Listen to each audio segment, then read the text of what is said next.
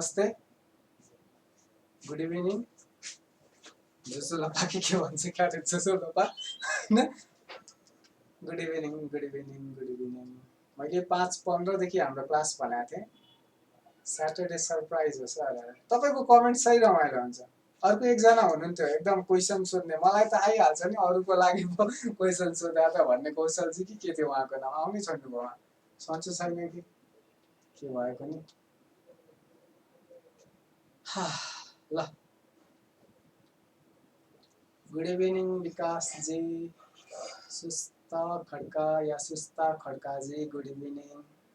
Rashmi Karki, hello sir, hello, good evening sir, good evening, good evening सबैजनालाई good evening. हाम्रो हिजोको यो जुन इन्भेन्ट्री म्यानेजमेन्टको पार्ट बाँकी थियो, आज हामी त्यही कन्टिन्यू गर्छौँ। मैले हिजो र टेलिग्राममा पनि होलिडे हुनुपर्ने, तपाईँ रेकर्डिङ क्लास लिनुहोस्। शुभ सन्ध्या। सन्ध्या त बिहानलाई भन्छ कारे होइन कि के भन्छ? सन्ध्या होइन, सन्ध्या बेलुकालाई नै भन्छ कारे, प्रभात भन्छ कारे बिहानलाई। शुभ सन्ध्या, गुड इभिनिङ सर। नमस्ते गुरु, नमस्ते रमेशजी। तपाईँको कमेन्ट पनि रमाइलो लाग्छ मलाई। धन्न घुम्न नगएकोमा सर। तपाईँको कमेन्ट साह्रै रमाइलो हुन्छ हौ सर। लास्ट एनआरबीमा आएको इन्भेन्ट्रीबाट आएको क्वेसन कसरी गर्ने आइडिया दिनु है सर। लास्ट इयर्स बिग्रो यो क्वेसन। यसो गर्नुहोस् न, त्यो क्वेसन के थियो मलाई भनिदिनुहोस् न है, अनि त्यस पछाडि सल्भ गरौँला। मैले लास्ट इयरको क्वेसन अहिले ठ्याक्कै तपाईँले भन्दा मलाई याद हुँदैन। त्यसलाई कसरी गर्ने के गर्ने अनि छलफल गरौँला नि है। अहिले मैले 5:15 भनेको कारणले गर्दाखेरि साथीहरू अब आउन जोडिन समय लाग्छ। त्योमाथि शनिबारको दिन छ होइन।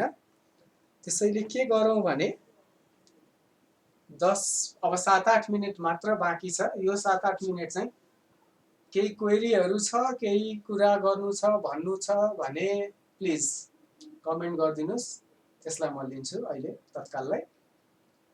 अनि ठ्याक्कै 5:15 देखि चाहिँ हाम्रो यो जुन इन्भेन्ट्री म्यानेजमेन्टको पार्ट छ त्यसलाई हामी गर्छौँ। आज सायद इन्भेन्ट्री म्यानेजमेन्ट सकिन्छ नै होला, सकिएन भने पनि 2-3टा जुन हाम्रो क्वेसनहरू छ, म आज सकेसम्म 2-3टा क्वेसनहरू चाहिँ पढाइसके पछाडि क्वेसन लगभग 2-3वटा म लिन्छु एक्जाममा आउन सक्ने मलाई लागेको क्वेसनहरू।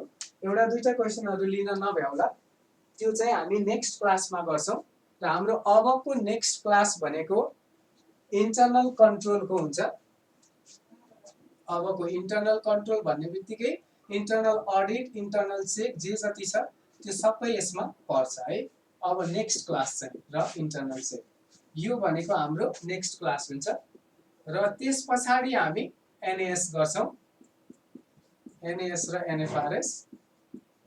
र फाइनल्ली गभर्नमेन्ट एकाउन्टिङमा हामी गएर हामी नेपाल राष्ट्र ब्याङ्कको क्लासलाई ऱ्याप अप गर्छौँ। तर क्लास सकिसके पछाडि पनि मैले तपाईँहरूलाई भनेको थिएँ, तपाईँहरूले मैले पढाइरहेको कुरालाई एकचोटि यो क्लासभरिमा मात्रै नबुझ्नु होला, अथवा बुझ्न तपाईँहरूलाई टाइम लाग्ला। हाम्रो एक्जामसम्मको हाम्रो सहयात्रा कायम रहन्छ। हामी अब यो बिचमा यो सकिसके पछाडि एउटा कम्प्लिट क्लास क्वेसन एन्ड एन्सरको मात्रै गर्छौँ, जसमा एमसिक्यूको केही क्वेसनहरू र त्यस पछाडि एक्जाममा आएको क्वेसनहरूलाई कसरी डिल गर्ने, कसरी एन्सर लेख्ने, त्यो हामी गर्छौँ। त्यस पछाडि यो सकिसके पछाडि म हप्तामा एक दिन तपाईँलाई टेलिग्राममा क्वेसनहरू दिन्छु। त्यो क्वेसनमा म त्यो बेलामा 10वटा अथवा 5जनाको पेपर चेक गर्छु, 10वटाको गर्छु भनेर भन्छु।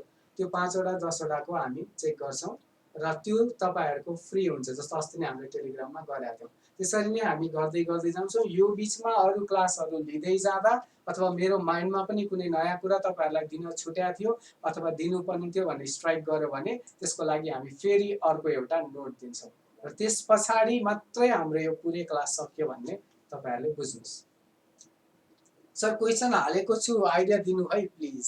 As per stock level technique, how is inventory management done while demand is uncertain, describe with related formula। यो क्वेसन राम्रो छ। यो क्वेसनको बारेमा हामी अहिले क्लासमा अरू क्वेसन लिइसके पछाडि यो क्वेसनको पनि लिन्छौँ। अनसर्टेन डिमान्ड र सर्टेन डिमान्ड हुन्छ। त्यो सर्टेन डिमान्ड के हो, अनसर्टेन डिमान्ड के हो, त्यसमा हामीले कसरी चाहिँ टेक्निक्सहरू, कुन इन्भेन्ट्री म्यानेजमेन्ट टेक्निक लगाउन सकिन्छ, त्यो कुराहरू हामीले कभर गर्नुपर्ने हुन्छ। त्यो त तपाईँको मैले यो सोचेकै कुरा थियो, सर्टेन र अनसर्टेन डिटेल हामीले कभर गर्छौँ भने तपाईँले आफै पनि सोधिहाल्नुभयो। यो आज भ्यायो भने आज, नभए हामी भोलि यसको गर्छौँ। सर हिजोको एमसीक्यू को क्वेसनको बारेमा संजोगजी मैले भनिहालेँ, सायद अहिले भनिसकेपछि तपाईँको त्यो कभर भइ नै हाल्यो होला। एमसीक्यू को हामीले जति पनि अगाडिको थियो नि एमसीक्यू सँग रिलेटेड मैले क्वेसनहरू गराउँदै जाँदा एमसीक्यू मा यहाँबाट सोध्छ त भनेकै हो, तर स्क्रिनमा डिस्प्ले गरेर हामीले फर्स्ट च्याप्टरको बुककिपिङको अकाउन्टिङ प्रिन्सिपलको गऱ्यौँ। त्यसपछि एमसीक्यू को एक्जाम भयो। एमसीक्यू को एक्जाममा भइसके पछाडि तपाईँहरूले त्यहाँ एक्जामबाट पनि प्र्याक्टिस हुन्छ भनेर मैले क्लासमा नगरेको हो। तर जुन हाम्रो एक दिनको क्लास मैले अस्ति नै भनेको छु, यहीसँग रिलेटेड जति पनि क्वेसन पास्ट क्वेसनहरूसँग रिलेटेड छ त्यो एक दिनको क्लासमा जुन लिन्छु, स्पेशल क्लास भनौँ त्यसलाई, त्यो दिन हामी कभर गर्छौँ। एमसीक्यू प्लस अरू जति पनि छ त्यसबाट म क्वेसन ल्याउँछु। एमसीक्यूमा लगभग 10 देखि 15वटा क्वेसन ल्याउँला र त्यस पछाडि अरू जति पनि क्वेसनहरू हामी भ्याउँछौँ त्यो गरौँला। थ्याङ्क यू सर, मैले कति वेट गरिरहेको यो सोध्नलाई। ठिकै छ, तपाईँले धेरै राम्रो क्वेसन ल्याउनु भएको छ, त्यो क्वेसनलाई हामी डिल गर्छौँ। क्यासबुक र पासबुकको कन्फ्युजन कहिले नहट्ने भयो सर? क्यासबुक र पासबुकको कन्फ्युजन तपाईँलाई कसरी हटेको छैन? क्यासबुक भनेको तपाईँ कम्पनी हो, तपाईँ ब्याङ्कमा काम गर्दै हुनुहुन्छ, त्यही भएर तपाईँ ब्याङ्कको नसोच्नुहोस्। तपाईँ चाहिँ ब्याङ्क हो रे, किनकि तपाईँ ब्याङ्कमा प्रिपरेसन गर्दै हुनुहुन्छ। म चाहिँ के हो? कम्पनी हो। ठिक छ, म निशेष चाहिँ के हो? एउटा कम्पनी हो। कसले सोध्नु भएको थियो यो प्रश्न? प्रसादजीले, हैन? प्रसाद चाहिँ के हो? ब्याङ्क हो। भन्नुहोस्, प्रसाद ब्याङ्क लिमिटेड भन्ने नयाँ ब्याङ्क खुल्यो रे। ठिक छ, अब मैले निशेषले जुन रेकर्ड राख्छ नि ब्याङ्क एकाउन्टको, त्यसलाई चाहिँ के भनिन्छ? क्यासबुक भनिन्छ। ठिक छ, र प्रसादले पनि त मेरो अकाउन्ट प्रसाद ब्याङ्कमा के छ? खुलेको छ रे। अब मैले जुन अकाउन्ट प्रसाद ब्याङ्कमा खोलेको छु उसले पनि त मेरो डिपोजिटको विथड्रलको रेकर्ड राख्छ नि त। उसले जुन भनेको प्रसादले जुन राखेको छ रेकर्ड, त्यसलाई चाहिँ पासबुक भनिन्छ। यति हो डिफरेन्स भनेको। सर सिलेबसमा बैंक क्यासबुक छ, त्यो डबल कोलम वाला हो कि गभर्नमेन्ट अकाउन्टिङ वाला हो सर? यसमा एकजना साथीले अगाडिको एउटा क्लासमा पनि सरले बैंक क्यासबुक र त्यो सिलेबसमा भएको बैंक क्यासबुक नसकिकन छोडिदिनु भयो भनेर एउटा अगाडि नै सुरुमा आएको थियो। मैले त्यतिखेर पनि भनेको थिएँ यो गभर्नमेन्ट अकाउन्टिङसँग रिलेटेड हो, हामीले गभर्नमेन्ट अकाउन्टिङको पार्ट गर्दाखेरि त्यो पार्टलाई पनि कभर गर्छौँ। ओके, 5:13 भयो। प्लिज 2 मिनेटसम्म जे सोध्नुहुन्छ सोध्नुहोस्, त्यस पछाडि हामी सिधै हामी टपिकमा जान्छौँ। Demand is certain and uncertain condition. Which inventory management technique is carried out and why? यो अलि बुझिएन। नारायणजी तपाईँ सायद भर्खर अनलाइन आउनु भएको होला। एकजना साथीले अगाडि पनि यो क्वेसनलाई कभर गरिसक्नु भएको छ। हामी आज यो बाहेक पनि 2-3टा क्वेसन छ र हाम्रो जति पनि थ्योरेटिकल मैले जुन नोटहरू बनाएको छु त्यसको पार्टलाई हामी गर्छौँ। त्यस बाहेक अरू एक्जाममा आएको 2-3टा क्वेसनहरू हामी गर्छौँ र यदि यो क्वेसन भ्यायो भने यसलाई पनि आजै लिन्छौँ र भ्याएन भने यसलाई हामी भोलि लिन्छौँ। किनकि यसमा सर्टेन र अनसर्टेन भनेर दुईटै पार्टलाई हामीले हेर्न जरुरी छ।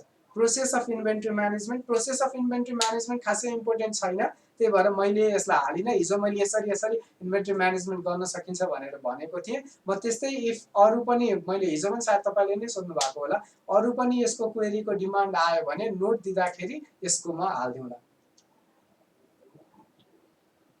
त्यही भएर हो नारायणजी, अहिले भर्खर हाम्रो विकासजीले हो क्यारे, विकासजीले यो क्वेसन राख्नु भएको छ। त अगाडि हेर्नुहोस् त, कमेन्टमा पनि छ।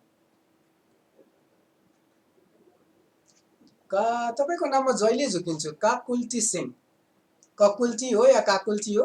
तपाईँले मेरो टेलिग्राम भेटिन भन्नुहुन्छ।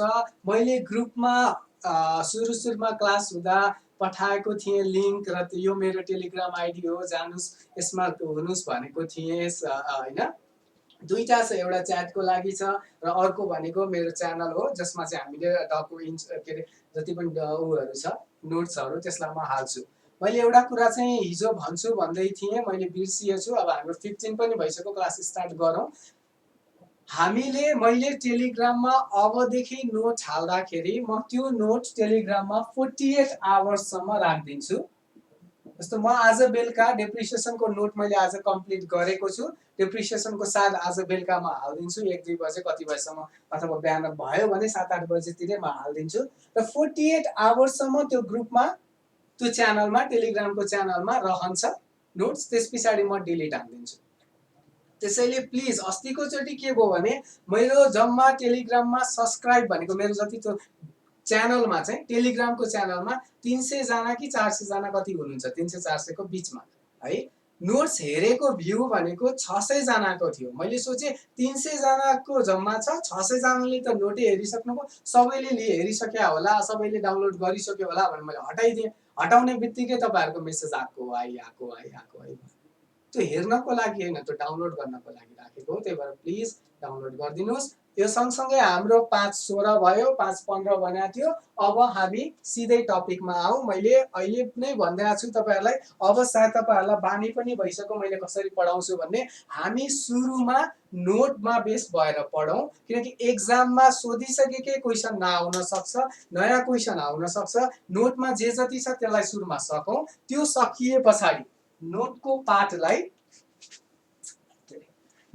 पाठलाई सकिसके पछाडि अनि एक्जाममा आएको क्वेसनहरूलाई हामीले जुन नोट बनाएको छौँ, हामीले जुन क्लासमा डिस्कस गरेका छौँ, त्योसँग लिङ्क कसरी गर्न सकिन्छ त्यसरी हेरौँ। त्यो गर्ने बित्तिकै के हुन्छ, यही पढेको कुरा मध्येबाट यदि क्वेसन एक्जाममा घुमाएर पनि सोध्यो भने तपाईँहरूले त्यो सल्भ गर्न सक्नुहुन्छ। युगलजी कन्फ्युजन भएको क्वेसनको भिडियो बनाउँछु भन्नुहुन्थ्यो, के भयो त्यसको? अरे टाइम लाग्छ हजुर, टाइम लाग्छ, बिजी छौँ हामी। अस्ति नैको एक्जाम सकिने बित्तिकै गरेको थियो, यो चोटिको भएन। बरु म यसैमा चाहिँ तपाईँहरू जसले एनआरबी के हो म त्यो क्वेसनको चाहिँ भनिदिन्छु ल। आजको लास्टको 10 मिनटमा अरू कोही क्वेसन एन्सर नल्याउँ, त्यही भिडियोमा जे चाहिँ हाम्रो अस्तिको एक्जामको छ त्यो भनिदिउँ ल। मलाई त्यो भिडियो बनाउन फेरि टाइम लागिरहेछ कि, मैले नोट बनाएँ, यो गर त्यो गर। मेरो आफ्नै पनि 2टा कम्पनीमा म एफिलिएटेड छु, त्यता टाइम दिए अलिक गाह्रो भइरहेछ। प्लिज बुझिदिनुहोस् त्यसको लागि। मैले यसमा रिक्वेस्ट गर्ने बाहेक केही गर्न सक्दिनँ, रिक्वेस्ट गरेको प्लिज बुझिदिनुहोस्। सर हजुरको टेलिग्रामको लिङ्क पठाउनु होला ग्रुपमा। हुन्छ हजुर, पठाइदिन्छु। टेलिग्रामको मेरो जहाँनिर नोटहरू हाल्छु त्यसको नाम भनेको निशेष रेग्मी हो, जुन मेरो नाम हो। @निशेष रेग्मी भनेर खोज्नुहोस्, सायद तपाईँले टेलिग्राममा भेटिहाल्नुहुन्छ। भेट्नु भएन भने म आज यो क्लास सकिसके पछाडि एनआरबी को जति पनि ग्रुप छ त्यसमा हालिदिउँला। ओके फाइन, लेट्स स्टार्ट है। हिजो हामीले क्वान्टिटेटिभ आस्पेक्ट्सहरू जति पनि थियो त्यसलाई हेरेको थियौँ र अर्को एउटा question, best management inventory technique के हो हैन, त्यसमा कसरी लेख्ने भन्ने कुराहरूको लागि पनि म तपाईँहरूलाई लास्टमा इन्फर्मेसन दिन्छु। हामीले पढेको वे किताबमा, अरू किताबहरूमा तपाईँहरूले पाएको नोट र त्यसमा भएको किन कन्फ्युजन भइरहेछ, हामीले पढेको नोटको हिसाबमा कसरी त्यो ठिक हुन सक्छ, कसरी त्यो कन्फ्युजन हट्न सक्छ, त्यसमा हामी डिस्कस गरौँला। मैले एउटा आइडिया सोचेको छु, म त्यो आइडिया तपाईँलाई सेयर गर्छु। त्यसैले लेट्स डिस्कस अन द्याट। तर प्लिज अहिले बिचमा क्वेसनहरू नल्याइदिनुहोस्। मलाई थाहा छ तपाईँहरूको धेरै क्वेसन छ, जस्तो सर लिफो फिफो वेटेड एभरेजको बारेमा नि भनिदिनु, त्यो त अभियसली कोर्सकै पार्ट हो। यदि क्वेसन मात्रै भएको भए म हिजो 10 मिनट बढी लगाएर सक्दिन्थेँ होला। हामी सबै पढ्छौँ, प्लिज अहिले के गरौँ, केही पनि क्वेसन नगरौँ, नभए मैले फेरि फुल स्क्रिन गर्नुपर्ने हुन्छ, मलाई क्वेसनले मेरो फोकस बिग्रिन्छ। अब केही नलेखिदिनुहोस्, हामी सिधै हिजो हामीले क्वान्टिटेटिभ आस्पेक्ट्सलाई सकेका छौँ। आज हामी रिलेटिभ क्लासिफिकेसनको हिसाबमा इन्भेन्ट्री म्यानेजमेन्ट कसरी गर्न सकिन्छ त्यसलाई हेर्छौँ। आजको हाम्रो टपिक भनेको रिलेटिभ क्लासिफिकेसन। ठिक छ?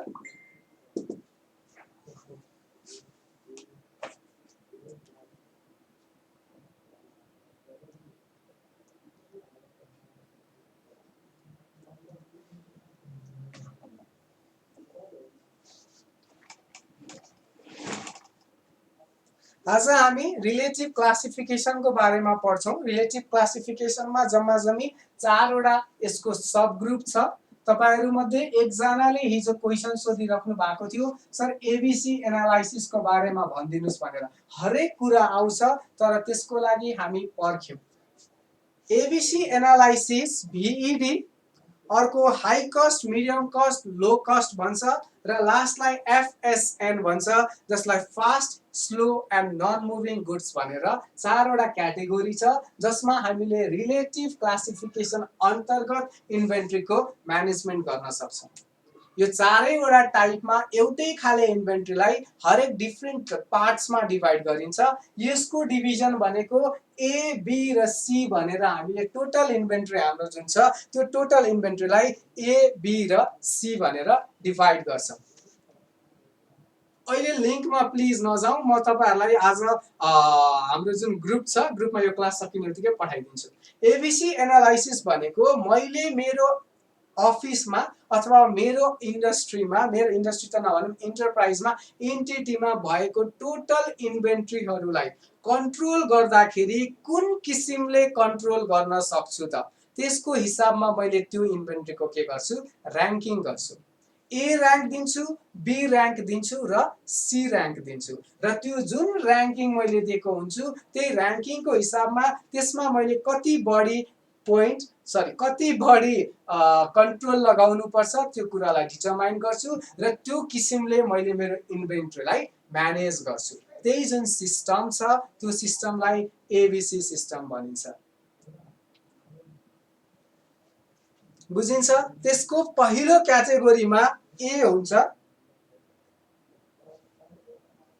यसमा हामीले इन्भेस्टमेन्टको हिसाबमा गरे हुन्छौँ क्याटेगोराइजेसन। A मा हामीले जम्माजम्मी यसमा 10% अफ इन्भेन्ट्री मात्रै पर्छ, धेरै पर्दैन। A क्याटेगोरीमा 10% भन्दा बढी इन्भेन्ट्री पर्दैन, टोटल इन्भेन्ट्रीको 10% को मात्र पर्छ। तर यसमा इन्भेस्टमेन्ट भनेको चाहिँ 70% जस्तो हुन्छ। अब यसलाई बुझौँ। मान्नुस् तपाई कुनै कम्पनीमा हुनुहुन्छ, त्यो कम्पनीमा तपाईसँग डिफ्रेन्ट टाइप्स अफ इन्भेन्ट्री छ। त्यो डिफ्रेन्ट इन्भेन्ट्रीहरू मध्ये केही यस्ता इन्भेन्ट्रीहरू हुन्छन् जुन महँगो हुन्छन् र त्यो महँगो भइकन त्यसको टोटल इन्भेन्ट्रीको भ्यालुको धेरै मेटेरियल पार्ट, धेरै पार्ट त्यसमा हामीले पैसा खर्च गर्नुपर्ने हुन्छ। तर त्यो महँगो चाहिँ भए पनि नम्बर अफ युनिट्सको हिसाबमा त्यो थोरै हुन्छ। जस्तो मानौँ मसँग 100 वटा इन्भेन्ट्री छ रे, नम्बर कतिवटा? 100 वटा। कतिको? 1 करोडको। ठीक छ। यदि 100 वटा इन्भेन्ट्री छ, 1 करोडको यो भ्यालु हो भने ABC मा कम से कम 10% भनेको जम्मा नम्बर चाहिँ कति? 10 वटा मात्रै हुन्छ, तर त्यही 10 वटालाई 70 लाख सम्मको भ्यालु पर्न सक्छ। त्यस्ता खालका इन्भेन्ट्रीलाई हामी के गर्छौं? A क्याटेगोरीमा गएर राख्दिन्छौं। ककुलजी सिंह भन्दै हुनुहुन्छ कुनै कम्पनीको सिस्टम थ्योरी भन्दा टोटल्ली डिफरेन्ट हुन्छ है सर भनेर।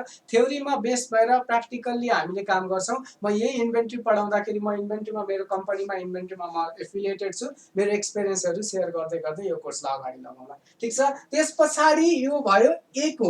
अब यस्तो खालको इन्भेन्ट्री जुन महँगो छ र यस्तो खालको इन्भेन्ट्री जुन नम्बरमा कम भए पनि 70% मेरो टोटल इन्भेन्ट्रीको भ्यालु यदि त्यसले ओगट्छ भने त्यस्तो खालको इन्भेन्ट्रीको लागि के गर्नु पर्यो? एक्सेसिभ कन्ट्रोल लगाउनु पर्यो। किन एक्सेसिभ कन्ट्रोल? किनभने त्यहाँ थोरै पनि तलमाथि भयो भने हाम्रो धेरै इन्भेस्टमेन्ट मिसएप्रोप्रिएट हुन सक्छ, धेरै इन्भेस्टमेन्ट हराउन सक्छ, धेरै इन्भेस्टमेन्ट खेर जान सक्छ। त्यसैले यस्तो A क्याटेगोरीमा पर्ने इन्भेन्ट्रीमा हामीले एकदमै धेरै कन्ट्रोल लगाउँछौं। त्यसको minimum stock level, reorder level जुन हामीले क्वान्टिटेटिभमा पढेका थियौं, सबै कुरा प्रोपरली म्यानेज गर्छौं, डिफाइन गर्छौं र त्यसको हिसाबमा हामीले यसलाई के गर्छौं? यसको यो क्याटेगोरीमा एक्सेसिभ कन्ट्रोल लगाएर यसको मिसएप्रोप्रिएसनलाई मिनिमाइज गर्ने कोसिस गर्छौं। यहाँ अप्टिमाइज हैन, किनकि कुनै पनि गलत काम उपयुक्त हुँदैन, त्यो कमै गर्नुपर्छ। तर क्वालिटी भनेको इन्भेन्ट्री क्वालिटीसँग रिलेटेड भएको कारणले गर्दा उपयुक्तसम्मको खर्च गर्न तयार हुनुपर्छ। ठीक छ। त्यसपछि B भन्छ। B ले चाहिँ के भन्छ त भन्दाखेरि यो चाहिँ त्यस्तो खालको इन्भेन्ट्री हो जसमा 20% सम्मको चाहिँ उ हुन्छ। कति? 20%।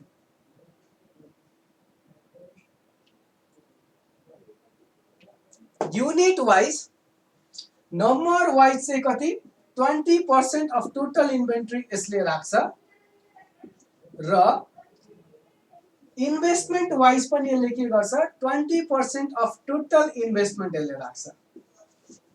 मैले विद्यार्थीहरुमा यो एबीसी पढाउँदाखेरि एउटा कन्फ्युजन भएको के देखेको छु भने उहाँहरूले यो जुन 20% अफ टोटल इन्भेस्टमेन्ट हामी भन्छौं उहाँहरूले टोटल इन्भेस्टमेन्ट नेट वर्थ भन्ने बुझ्नुहुन्छ, त्यो प्लिज नबुझिदिनुस्। टोटल इन्भेस्टमेन्ट इन इन्भेन्ट्री, मैले मेरो इन्भेन्ट्रीमा जति इन्भेस्टमेन्ट गरेको छु त्यसको 20% जस्तो इन्भेस्टमेन्ट चाहिँ यो 20 सेक्टरमा हामीले गरेको हुन्छौं र यो ए जतिको यसमा कन्ट्रोल हुँदैन तर रिलेटिभली स्ट्रङ कन्ट्रोल नै यसमा पनि लागेको हुन्छ।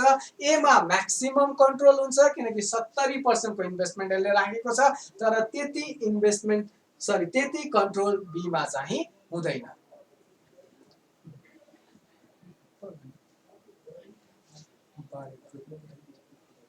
त्यसपछि सी, ठीक छ। अब सी मा चाहिँ के हुन्छ 10% जस्तो भनेको साधारण खर्च भनेको एउटा सानो कम्पनीहरुको लागि अथवा ठूलो कम्पनीको लागि स्टेशनरीको खर्च खासै के हुने भएन, धेरै हुने भएन किनकि स्टेशनरीमा उसको कति नै खर्च होला, जुन फोटोकपी पेपरहरुको खर्च, बल पेनको खर्च, त्यस्तै अरु टोयलेट पेपरहरुको खर्च, टिस्यु पेपरको खर्च, त्यस्तो खर्चहरु त्यो पनि इन्भेन्ट्री त हो तर त्यसमा धेरै खर्च पनि भएको हुँदैन र अर्को भनेको धेरै त्यसमा उ पनि हुँदैन। त्यसैले त्यस्तो खालको इन्भेन्ट्रीहरु जति छन् त्यसलाई हामीले सी क्याटेगोरीमा राख्छौं र यो जुन सी क्याटेगोरीमा छ त्यो सी क्याटेगोरीमा रिलेटिभली एकदमै कम कन्ट्रोल लगाइन्छ। कन्ट्रोलमा लाग्ने खर्च र कन्ट्रोल गर्नको लागि लाग्ने टाइम ए मा सबैभन्दा बढी, बी मा त्यसपछि र सी मा लाग्छ अलि कम लाग्छ।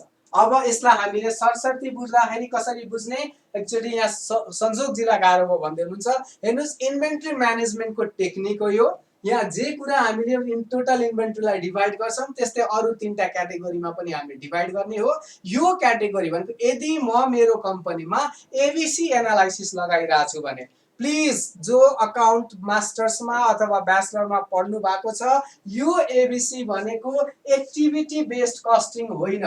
मलाई थाहा छ तपाईले पढ्नु भएको छ एक्टिभिटी बेस्ड कस्टिङ तर यो एबीसी एक्टिभिटी बेस्ड कस्टिङ होइन, यो र्याङ्किङको हो, प्रोसेस हो जसले हामीले जुन तरिकाले हामीले के गर्छौं इन्भेन्ट्रीको म्यानेजमेन्ट गर्छौं, यहाँ कन्फ्युजन नहोस्। त्यसपछि ए क्याटेगोरीमा हामीले के गर्छौं टोटल इन्भेन्ट्री जुन नम्बरमा छ 10% जस्तो इन्भेन्ट्री यसमा पर्छ र 70% बराबरको इन्भेस्टमेन्ट यसमा भएको हुन्छ, पैसा खर्च भएको हुन्छ।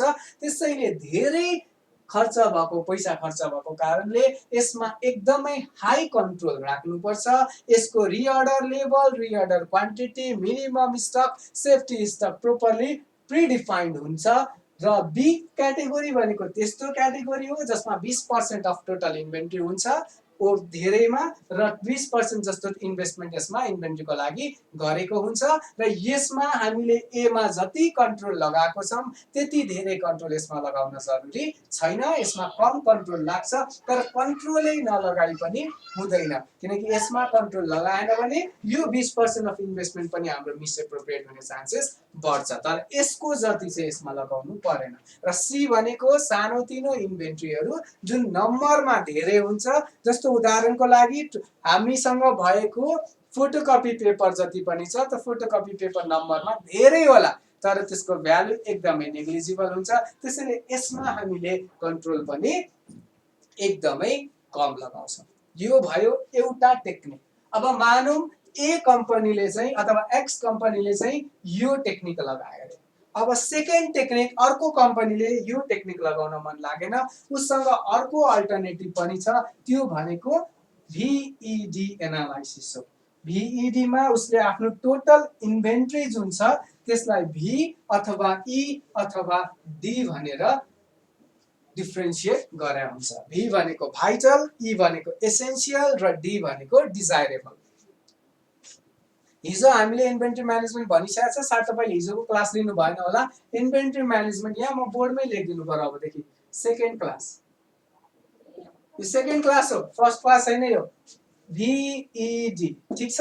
अब VED को फुल फर्म के हो? भाइटल, एसेन्शियल र डिजायरेबल। अघिको हिसाबले सर यसलाई बुझाइदिनु, यो जुन हामीले पढाएको थियौं त्यसैको हिसाबमा यसलाई बुझाइदिनु। A B C ठीक छ।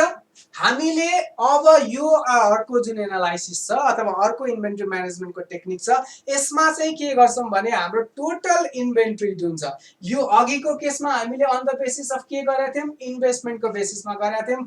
यो केसमा हामी on the basis of function जुन छ, फंक्सनको हिसाबमा हामीले VED गर्छौं। अघि इन्भेस्टमेन्ट कसमा बढी थियो, कसमा कम थियो, त्यसको हिसाबमा हामीले गर्यौं एनालाइसिस। र अब भनेको हाम्रो त्यो पर्टिकुलर जुन सामान छ त्यसको criticality for the production function and final product भनेको त्यो फंक्सन र त्यसको फाइनल प्रोडक्ट जुन छ कतिको अत्यावश्यक छ, कतिको एसेन्शियल छ, त्यसको हिसाबमा हामीले यसमा के गर्छौं? पुरै इन्भेन्ट्रीलाई 3 भागमा डिभाइड गर्छौं। पहिलो भाग भनेको भाइटल हो, सेकेन्डमा भनेको एसेन्शियल हो र थर्डमा भनेको डिजायरेबल हो। यसमा पहिलो भागमा के पर्छ? पहिलो भागमा त्यस्ता खालका प्रोडक्टहरु पर्छ जुन प्रोडक्टहरु फंक्सनको हिसाबले धेरै नै जरुरी हुन्छ। हामीले यदि त्यो इन्भेन्ट्री एभाइलेबल समयमा गर्न सकेनौं भने हाम्रो पुरै प्रोडक्सन फंक्सनले यदि रोक्छ, त्यो हाम्रो बिजनेसको लागि एकदमै, बिजनेसको प्रोडक्सनको लागि एकदमै जरुरी छ भने त्यस्तो खालकोलाई हामीले भाइटल इन्भेन्ट्री अथवा भाइटलको क्याटेगोरीमा राख्छौं। त्यसपछाडी एसेन्शियलमा भनेको यदि त्यो आएको छैन, त्यसको एभाइबिलिटी छैन भने भाइटलले जति समस्या त पार्दैन, तर हाम्रो जुन स्ट्यान्डर्डाइजेसन छ, हाम्रो जुन क्वालिटी छ, हाम्रो जुन रेपुटेसन छ, त्यसमा केही हदसम्म इम्प्याक्ट पार्छ भने त्यस्तो खालको केसमा त्यस्तो खालको इन्भेन्ट्रीलाई हामीले एसेन्शियलमा राख्छौं। र थर्ड क्याटेगोरीमा डिजायरेबल छ। डिजायरेबलले के भन्छ भने त्यस्तो खालको इन्भेन्ट्रीहरु जसले हाम्रो प्रोडक्सन फंक्सनमा खासै इम्प्याक्ट त पार्दैन, तर त्यो चाहिन्छ। डिजायरेबल त हो, तर त्यति धेरै फरक यदि त्यो 2-4 दिन ढिलै भयो भने पनि खासै फरक पार्दैन भने त्यस्तो खालको इन्भेन्ट्रीलाई हामीले यो डिजायरेबलमा राख्छौं। अब आफै सोच्नुस्, जुन हाम्रो फंक्सनको लागि, जुन हाम्रो प्रोडक्सनको लागि भाइटल छ, त्यो नभइकन हाम्रो प्रोडक्सन एकदमै नमजाले बिग्रिन्छ। त्यसमा के गर्नु पर्यो? आफै पनि क्लियर छ, एबीसी पढिसके पछाडी हाईएस्ट कन्ट्रोल लगाउनु पर्यो।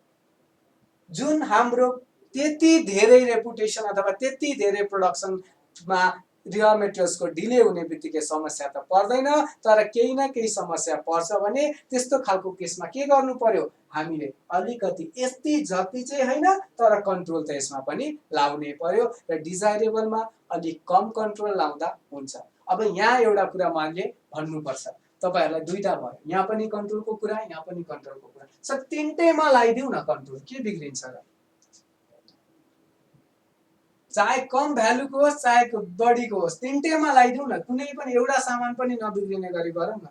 सम्भव छ, तर हेर्नुस्, कन्ट्रोल जब तपाई काम गर्नुहुन्छ, तपाई ब्याङ्कमा अब तपाईहरुमध्ये धेरै जनाको नाम निस्किन्छ, 2-4 जना त मलाई लागेको छ निस्किन्छ भने, उहाँहरुको निस्केन भने म नै दुखी हुन्छु जस्तो लागिसक्यो मलाई, हैन?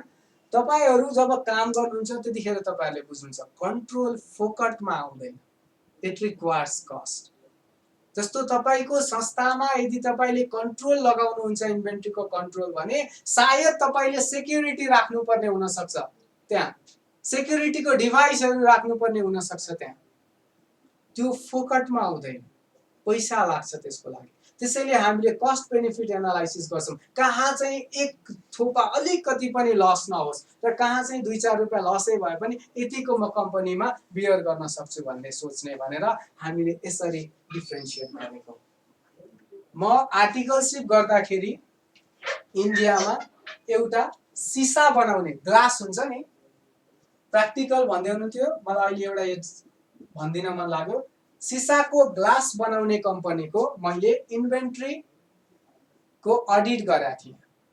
त्यो कम्पनीमा त्यो धेरै ठुलो कम्पनी थियो because it was a manufacturing concern. त्यसमा बनेको सिसाको ग्लासहरू बोतलहरू डिफ्रेन्ट ठाउँमा जान्थ्यो, सायद नेपालमा पनि तिनीहरूको आउँछ। त्यहाँ बनेको सिसाको फ्याक्ट्रिज हुन्छ त्यो धेरै ठुलो जमिनमा फैलिएको थियो। त्योबाट गेटबाट एउटा मात्रै तिनीहरूको इन्ट्री र एक्जिट गेट थियो र त्यो गेटमा हरेक लेबरहरूको शरीर चेक गरिन्थ्यो, केही कुरा लगेको छ कि छैन भनेर इन्स्योर गर्नको लागि। त्यहाँ उनीहरूले त्यो गेटमा हुने चेक के हो, त्यो कन्ट्रोल हो। उनीहरूले के एस्योर गर्न खोजेको, हाम्रो भाइटल र एसेन्सियल चाहिँ कमसे कम नजाओस्, जान त तिनटै नजाओस्, डिजायरेबल पनि लस नहोस्, तर भइ नै हाल्यो भने पनि ए र बी मा भएको चाहिँ नहोस्, किनकि त्यहाँ हाम्रो हेभी इन्भेस्टमेन्ट परेको छ। ए भी र ई मा अझ बढी कन्ट्रोल चाहियो, किनकि उनीहरूले दुईटा सामान लिएर गयो भने त्यसले मेरो प्रोडक्सन नै पुरै के हुन्छ, हल्ट हुन सक्छ। यस्तो खालको प्र्याक्टिकल्ली कन्ट्रोल लगाउनको लागि कुनलाई चाहिँ बढी टाइम दिने कुनलाई चाहिँ कम दिने त्यो लगाउनको लागि अर्गनाइजेसनले आफ्नो पुरै इन्भेन्ट्रीलाई डिफ्रेन्ट टाइपले रिलेटिभ क्लासिफिकेसन अन्तर्गत यो डिफ्रेन्ट टाइप्समा बाइफर्केट गर्छ र त्यो हिसाबमा यिनीहरूले के गर्छ, कन्ट्रोल गर्छ। अब हाम्रो थर्डमा हाम्रो के छ भने हाई कस्ट, मिडियम कस्ट र लो कस्ट भन्छ। ठीक छ, यसमा र एबीसीमा फेरि विद्यार्थीहरू झुकिन्छ। हाई कस्ट, मिडियम कस्ट र लो कस्ट, HML, जसलाई हामी के भन्छौँ, हाई, मिडियम र लो। सर यहाँ पनि तपाईँ कस्टको कुरा गर्दै हुनुहुन्छ र अघि एबीसीमा पनि तपाईँले कस्टको कुरा गर्नुभयो। यसमा एक्जाम्पल भनेको हेर्नुस्, तपाईको कस्तो हुन्छ नि, कम्पनीको नेचर अनुसार कुनै ठाउँमा के इम्पोर्टेन्ट हुन्छ, कुनै ठाउँमा के इम्पोर्टेन्ट हुन्छ। जस्तो हस्पिटल सेक्टरमा लाइफ सेभिङ जति पनि दबाईहरू छ त्यो इम्पोर्टेन्ट होला, म्यानुफ्याक्चरिङ कन्सर्नमा लाइफ सेभिङ दबाईहरू त्यति धेरै इम्पोर्टेन्ट नहुन सक्छ, किनकि उनीहरूको लागि उनीहरूले जुन प्रोडक्ट बनाइरहेछ त्यो प्रोडक्टमा भएको कुनै पार्ट इम्पोर्टेन्ट हो। मैले इन्भेन्ट्री अडिट गरेको थिएँ एचपी को, जुन एचपी ल्यापटप छ, एचपी ल्यापटपको सर्भिस जुन सर्भिस सेक्टर छ, सर्भिसिङ जहाँ हुन्छ, तिनीहरूको इन्भेन्ट्री अडिट गरेको थियो बेङ्गलोरमा गएर। तिनीहरूमा सानो सानो चिपहरू हुन्थ्यो जुन धेरै धेरै महँगो हुन्थ्यो। अब त्यो अडिटमा के हुने भयो, त्यो चिप चाहिँ त्यो एचपी को जुन छ एफर्ट सबले गर्थ्यो त्यो बेला, अहिले कसलाई दिएको छ एचपीले थाहा छैन। एफर्ट सबको लागि अब के हुने भयो, त्यो सानो सानो चिपहरू उनीहरूको लागि भाइटल हुने भयो। तर त्यही ठाउँमा हस्पिटलको लागि लाइफ सेभिङ ड्रग्स भाइटल हुनुभयो। त्यसैले प्लिज एक्जाम्पल दिने भन्दा पनि नेचर वाइज भएको कारणले गर्दा मैले एक्जाम्पल नदिएको हो तारा चाहिँ। ठिक छ, अब यसमा के छ, हाई, मिडियम र लो। High cost, medium cost, low cost. Sir तपाईँले अघि भन्नुभएको थियो एबीसीमा पनि हाम्रो कस्टको हिसाबमा हामीले गरेका छौँ, यहाँ पनि तपाईँ त्यही भन्नुहुन्छ, रिपिटेसन भएन?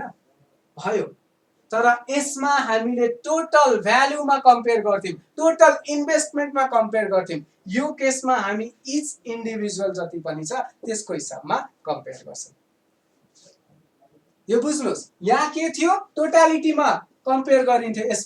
यसमा के गर्यौँ हामीले, टोटालिटीमा गर्यौँ, तर यसमा के गर्दैछौँ, इन्डिभिजुअलमा गर्दैछौँ। अब यो केसमा चाहिँ मैले यदि यो मेथड फलो गरेको छु भने म के गर्छु, हरेक मेरो इन्भेन्ट्री जुन छ त्यो हरेक इन्भेन्ट्रीलाई म एक्सेलमा डम्प गर्छु र त्यस पछाडि हाइएस्ट टु लोएस्ट भ्यालु गर्छु। जसको हाइएस्ट भ्यालु छ त्यसमा म एक्सेसिभ कन्ट्रोल लगाउँछु, जसको भ्यालु लोएस्ट छ त्यसलाई म कम कन्ट्रोल लगाउँछु र जसको कम छ, मिडियम छ, त्यसमा ठिक्कको कन्ट्रोल लगाउँछु। यो भनेको हाम्रो अर्को वे हो इन्भेन्ट्री म्यानेजमेन्टको लागि।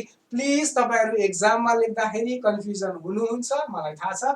एबीसीमा पनि पैसाको कुरा गर्यो यसले, यहाँ पनि पैसाको कुरा गर्यो भन्ने भएको छ भने मैले यहाँ लेख्दै पनि सके। एबीसीमा हामी टोटलमा भनेको एउटा पर्टिकुलर छ पुरै जुन टोटालिटीमा 70% कसले कभर गर्छ त्यसलाई हामी लिन्छौं। यहाँ हरेक इन्डिभिजुअल आइटमको हिसाबमा हामीले एनालाइसिस गर्छौं। र लास्टमा भनेको यो त तपाईहरुले मलाई सिकाइदिनुहुन्छ, फास्ट मुभिङ, स्लो मुभिङ र नन मुभिङ। अब यसको पनि के हुन्छ हेर्नुस्, हामी जब काम गर्छौं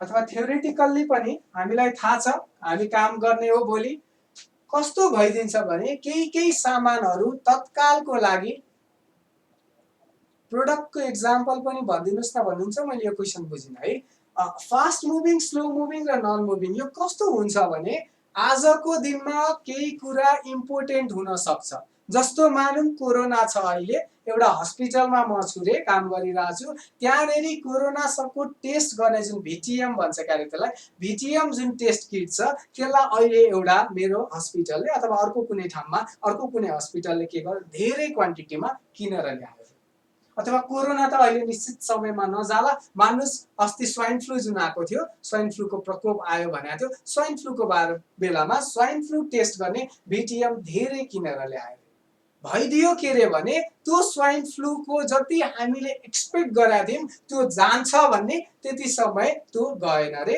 र त्यसको एकचोटि आयो 1 महिना पछाडि स्वाट त्यो कम भयो अब त्यो कम हुने बित्तिकै के हुने भयो हाम्रो जति पनि त्यस्तो खालको प्रोडक्टहरू छ तिनीहरू नन मुभिङ हुने भयो अथवा स्लो मुभिङ हुने हामीले एक्सपेक्ट त गरेका थियौँ त्यो बेलामा हाम्रो प्लानिङ थियो हो तत्कालमा हामीले यति चाहिन्छ त्यो हिसाबले हामीले किन्यौँ तर बनाउँदै जाँदाखेरि अब त्यसको रिक्वायरमेन्ट छैन भन्ने भयो भने हामीले के गर्नु पर्यो त भन्दाखेरि त्यो हाम्रो के हुन्छ स्लो मुभिङ अथवा नन मुभिङ हुन्छ यसरी हामीले 3 क्याटेगोरीमा युज गरिसके युजको हिसाबमा यसमा के हुने भयो on the basis of frequency of युजमा हामीले यिनीहरूलाई राखिसके पछाडि यिनीहरूको पनि के गर्नुपर्छ त्यही हिसाबमा हामीले इन्भेन्ट्री म्यानेज गर्नुपर्छ फास्ट मुभिङमा धेरै मुभ भइरहेको हुन्छ तिनीहरूलाई हेर्नु पर्यो त्यस पछाडि स्लो मुभिङमा हामीले के गर्नु पर्यो यिनीहरूमा पनि केही हदसम्मको कन्ट्रोल लगाउनु पर्यो के गर्ने भनेर मुभै गर्दैन भने सिधै स्क्रैपमा कौडीको भाउमा त्यसलाई बेच्न पनि अर्को एउटा तपाईको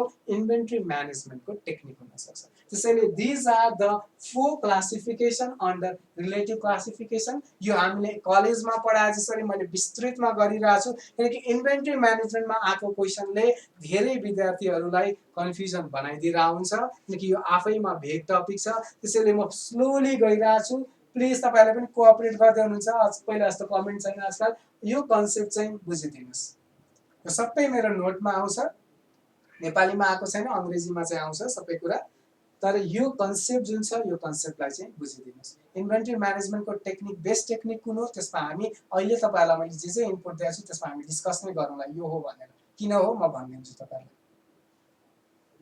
एबीसी मा टोटल इन्भेन्ट्री को चाहिँ त्यति पर्सेन्ट बनाया हो तर इन्भेस्टमेन्टको हिसाबमा डिसिजन लिन्छौं र अर्को जुन यो छ यसमा चाहिँ हामीले के गर्छौं मेजरमेन्टमा चाहिँ इन्डिभिजुअल इन्भेन्ट्रीको हिसाबमा गर्छौं यदि यति गर्दाखेरि यो लेभलमा हामीले विस्तारै पढाउँदाखेरि पनि तपाईहरुले बुझिराख्नु भएको छैन भने I am sorry to say तर म अब यो भन्दा बढी चाहिँ गर्न सक्छु जस्तो मलाई लाग्दैन आई थिंक तपाईहरुले यहाँसम्म बुझ्नु भयो होला अब के गरौँ अर्को हामीले हिजो 4 वटा क्याटेगोरी गराएको थियौं त्यसमध्ये 2टा क्याटेगोरी हाम्रो सकियो अब थर्ड क्याटेगोरी के थियो on the basis of ratio analysis मैले मेरो नोटमा यो रेशियो एनालाइसिसको बारेमा खासै केही लेखेको छुइनँ किन नलेखेको भने यो तपाईहरुलाई मैले रेशियो एनालाइसिसको टपिकमा पढाइसकेको छु यसमा चाहिँ के भनिन्छ भने इन्भेन्ट्री म्यानेज गर्दाखेरि इनपुट आउटपुट रेशियो हेरौं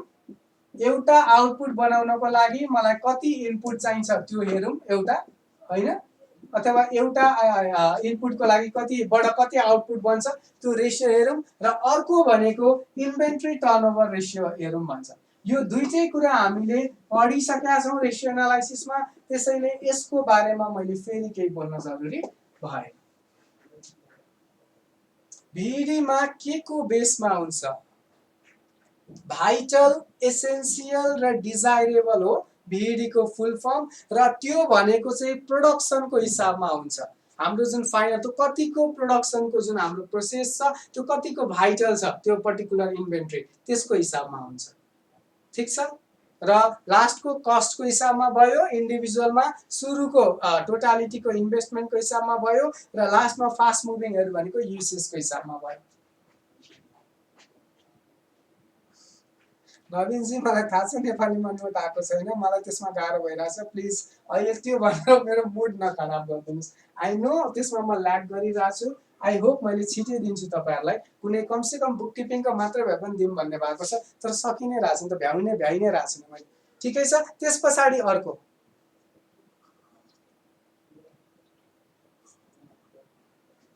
हिजोको हाम्रो के थियो थर्ड, मैले माथिको डिलिट गरिदिएँ है, यति हामीले हेर्यौँ। अब थर्ड हाम्रो के थियो, फिजिकल कन्ट्रोल सिस्टम थियो। हिजो जुन हामीले टेबल बनाएको थियौँ, मैले हिजो यो टपिकलाई नलानुको कारणै मजाले बुझ्नुहोस् भनेर हो, नयाँ क्लास हुँदाखेरि फ्रेस माइन्ड हुन्छ। अर्को के थियो हाम्रो डी हैन, फिजिकल कन्ट्रोल सिस्टम।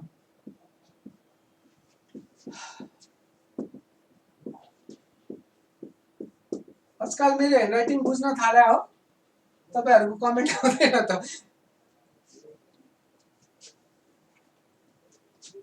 ठिक छ, फिजिकल कन्ट्रोल सिस्टम भित्र टु बिन सिस्टम, बजेट बनाउने कुरा र जुन लिफो फिफोहरुको छ त्यसको बारेमा हामीले पढ्छौं। जुन अघि साथीले भन्दै हुनुहुन्थ्यो लिफो फिफोको बारेमा भनिदिनुस् त, अभियसली इन्भेन्टरी लिफो फिफो र वेटेड बिना भन्यो भने त कुरै भएन। 3 को प्लिज मलाई कुनै कुरा सोध्दाखेरि नि 3 को 1 को 2 को भन्दा पनि क्या के थियो त्यसको हिसाबमा भनिदिनुस्, किनकि मैले बोर्डमा डिलिट गरिसके मलाई गाह्रो हुन्छ। फेरि अर्को कमेन्ट गरिदिनुस्, ह्यान्डराइटिङमा यस्तो भयो नि सर। तपाईँ र मेरो त त्यही पीडा छ, मलाई तपाईको पेपर चेक गर्दाखेरि त्यही फिल हुन्छ। ह्यान्डराइटिङमा त्यस्तै हो।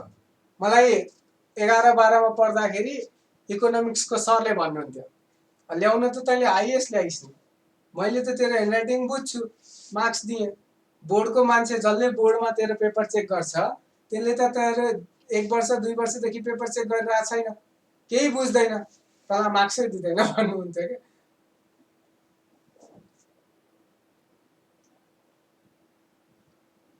लेख्दा बोलिराख्नु भएको छ, राइटिङ नै क्लियर छ।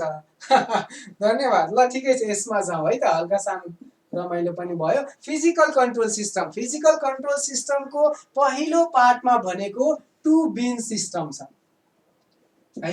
यसमा हेर्नुस्, यसमा के छ, टु बिन सिस्टम छ। यसमा हामीले के गर्छौं भने दुईटा बिन बनाउँछौं, एउटा सानो पार्ट राख्छौं र अर्को ठुलो पार्ट राख्छौं। सानो पार्टमा चाहिँ हामीले के राख्छौं त भन्दा मिनिमम स्टक बराबरको क्वान्टिटीलाई राख्छौं। जस्तो हिजो हामीले डेन्जर स्टक मिनिमम स्टक पढाएको थियो नि, त्यति चाहिँ छुट्याएर राखिदिन्छौं र जुन ठुलो पार्टमा अरु बाँकी स्टक राखिदिन्छौं। अनि जति पनि हामीले कन्जम्सन अथवा जति पनि युज गर्नुपर्ने हुन्छ त्यो ठुलो बिनबाट चाहिँ लिएर जान्छौं। अब यसमा तपाईहरु के कन्फ्युज हुनुहुन्छ भने सर हस्पिटल एउटा इन्डस्ट्रीमा दुईटा भाँडो राखेको हुन्छ, त्यो भाँडो हुँदैन। यसको कन्सेप्ट चाहिँ त्यो पुरै इन्भेन्ट्री जुन हुन्छ त्यो पुरै इन्भेन्ट्रीमा यिनीहरूले डिभाइड गरिदिन्छ। एउटामा यतिसम्म मिनिमम चाहिँ राखिराखौँ, त्यसलाई चाहिँ तत्काल नचलाऊ भनेर छुट्याएको हुन्छ। जस्तो यो बिनमा के भयो, दुईटा भाँडो हुन्छ, लाइक लिटरली भाँडो हुँदैन। यसमा के छ, स्मल पार्ट हुन्छ यसमा, र यसमा चाहिँ के हुन्छ, लार्ज पार्ट हुन्छ। यसमा यिनीहरूले के हुन्छ, मिनिमम स्टक राखिदिएको हुन्छ। अब यो मिनिमम स्टक राखेपछि के भयो र जति पनि कन्जम्सन हुन्छ यो लार्ज पार्टबाट गर्छ। अब हेर्नुस् है फाइदा के भयो यसको। अब यो जति पनि कन्जम्सन मैले लार्ज पार्टबाट गर्छु, यो लार्ज पार्टबाट कन्जम गर्दै गर्दै गर्दै यही कम हुने बित्तिकै मलाई के थाहा छ, अब मैले यो चलाउनु पर्छ। यो चलाउनु भन्दा अगाडि नै मिनिमम स्टक भन्दा तल पनि डेन्जर स्टक हिजो हामीले पढिसक्यौं कति घातक हुन्छ हामीलाई। अब यसले के चाहिँ यो सकिन लागे पछाडि नै नयाँ अर्डर दिइहाल्छ। त्यो हुने बित्तिकै के हुने हो, यो अर्डर हामीले नयाँ पाउने बित्तिकै अब जति पनि अपरेसन हल्ट हुने कुरा थियो, अघि हामीले भिडीमा पनि पढ्यौं, त्यस्तो अपरेसन हल्ट हुने चान्सेस भएन यो दुईटा बिन सिस्टम बनाउने बित्तिकै। यसमा हामीले बुझ्नुपर्ने यति नै छ, यो बाहेक अरु त्यस्तो खासै केही पनि यसमा छैन। त्यसपछि अर्को कुरा, यो त तपाईहरुले मलाई बुझाइदिनुहुन्छ त्यसैले म यसमा टाइम लगाइन। इस्टाब्लिशमेन्ट अफ बजेटको सिस्टम, मैले जहाँसम्म मलाई याद छ बुक किपिङ देखि, त्यो बेला तपाईहरुले मैले पढाएको बुझ्नुहुन्न थियो, आई डोन्ट नो अहिले बुझ्नुहुन्छ कि हुन्न हैन। बुक किपिङ देखि हामी बजेटिङको एडभान्टेज हुन्छ, यहाँ हुन्छ त्यहाँ हुन्छ भनिरहेछौं। यो त तपाईहरुलाई थाहा छ। हामीले के गर्छौं भने अर्को वे भनेको इन्भेन्टरी म्यानेजमेन्टको पास्टको रेकर्ड हेर्ने र पास्टको रेकर्ड हेरेर त्यसैको हिसाबमा बजेट बनाउने। जस्तो हामी आफूले प्र्याक्टिकली हामी अफिसमा काम गर्दा जब म बजेट बनाउँछु, म के गर्छु, हरेक मेरो जति पनि डिपार्टमेन्टहरु छ तिनीहरूले कति इन्भेन्टरी युज गरे हेर्छु। त्यस्तै मैले रेभिन्यू कति बढाएको छु यो वर्ष त्यो हेर्छु र त्योसँग लिङ्क गरेर डिफ्रेन्ट एजम्पसन्सहरू लगाएर हामी के गर्छौँ बजेट गर्छौँ। त्यो बजेट गर्दा के हुने भयो मेरो मिनिमम स्टक यति चाहिन्छ, मलाई यति इन्भेस्टमेन्ट चाहिन्छ, यति मेरो रिअर्डर लेभल बनायो भने लगभग मेरो अपरेसन हल्ट हुँदैन, यति रिअर्डर क्वान्टिटी बनायो भने अपरेसन हल्ट हुँदैन, त्यो सबै कुरा आउने भयो, सबै इन्फर्मेसन आउने भयो। त्यसैले यो अर्को एउटा फिजिकल कन्ट्रोलको सिस्टम भनेको इस्टाब्लिसमेन्ट अफ बजेट सिस्टम।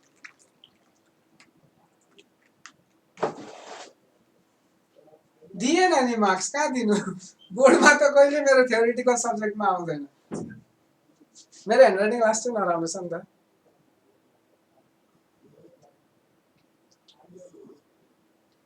मेरो उयोहरूमा मात्रै आउने, म्याथमा अकाउन्ट्समा त्यस्तोमा आउँछ।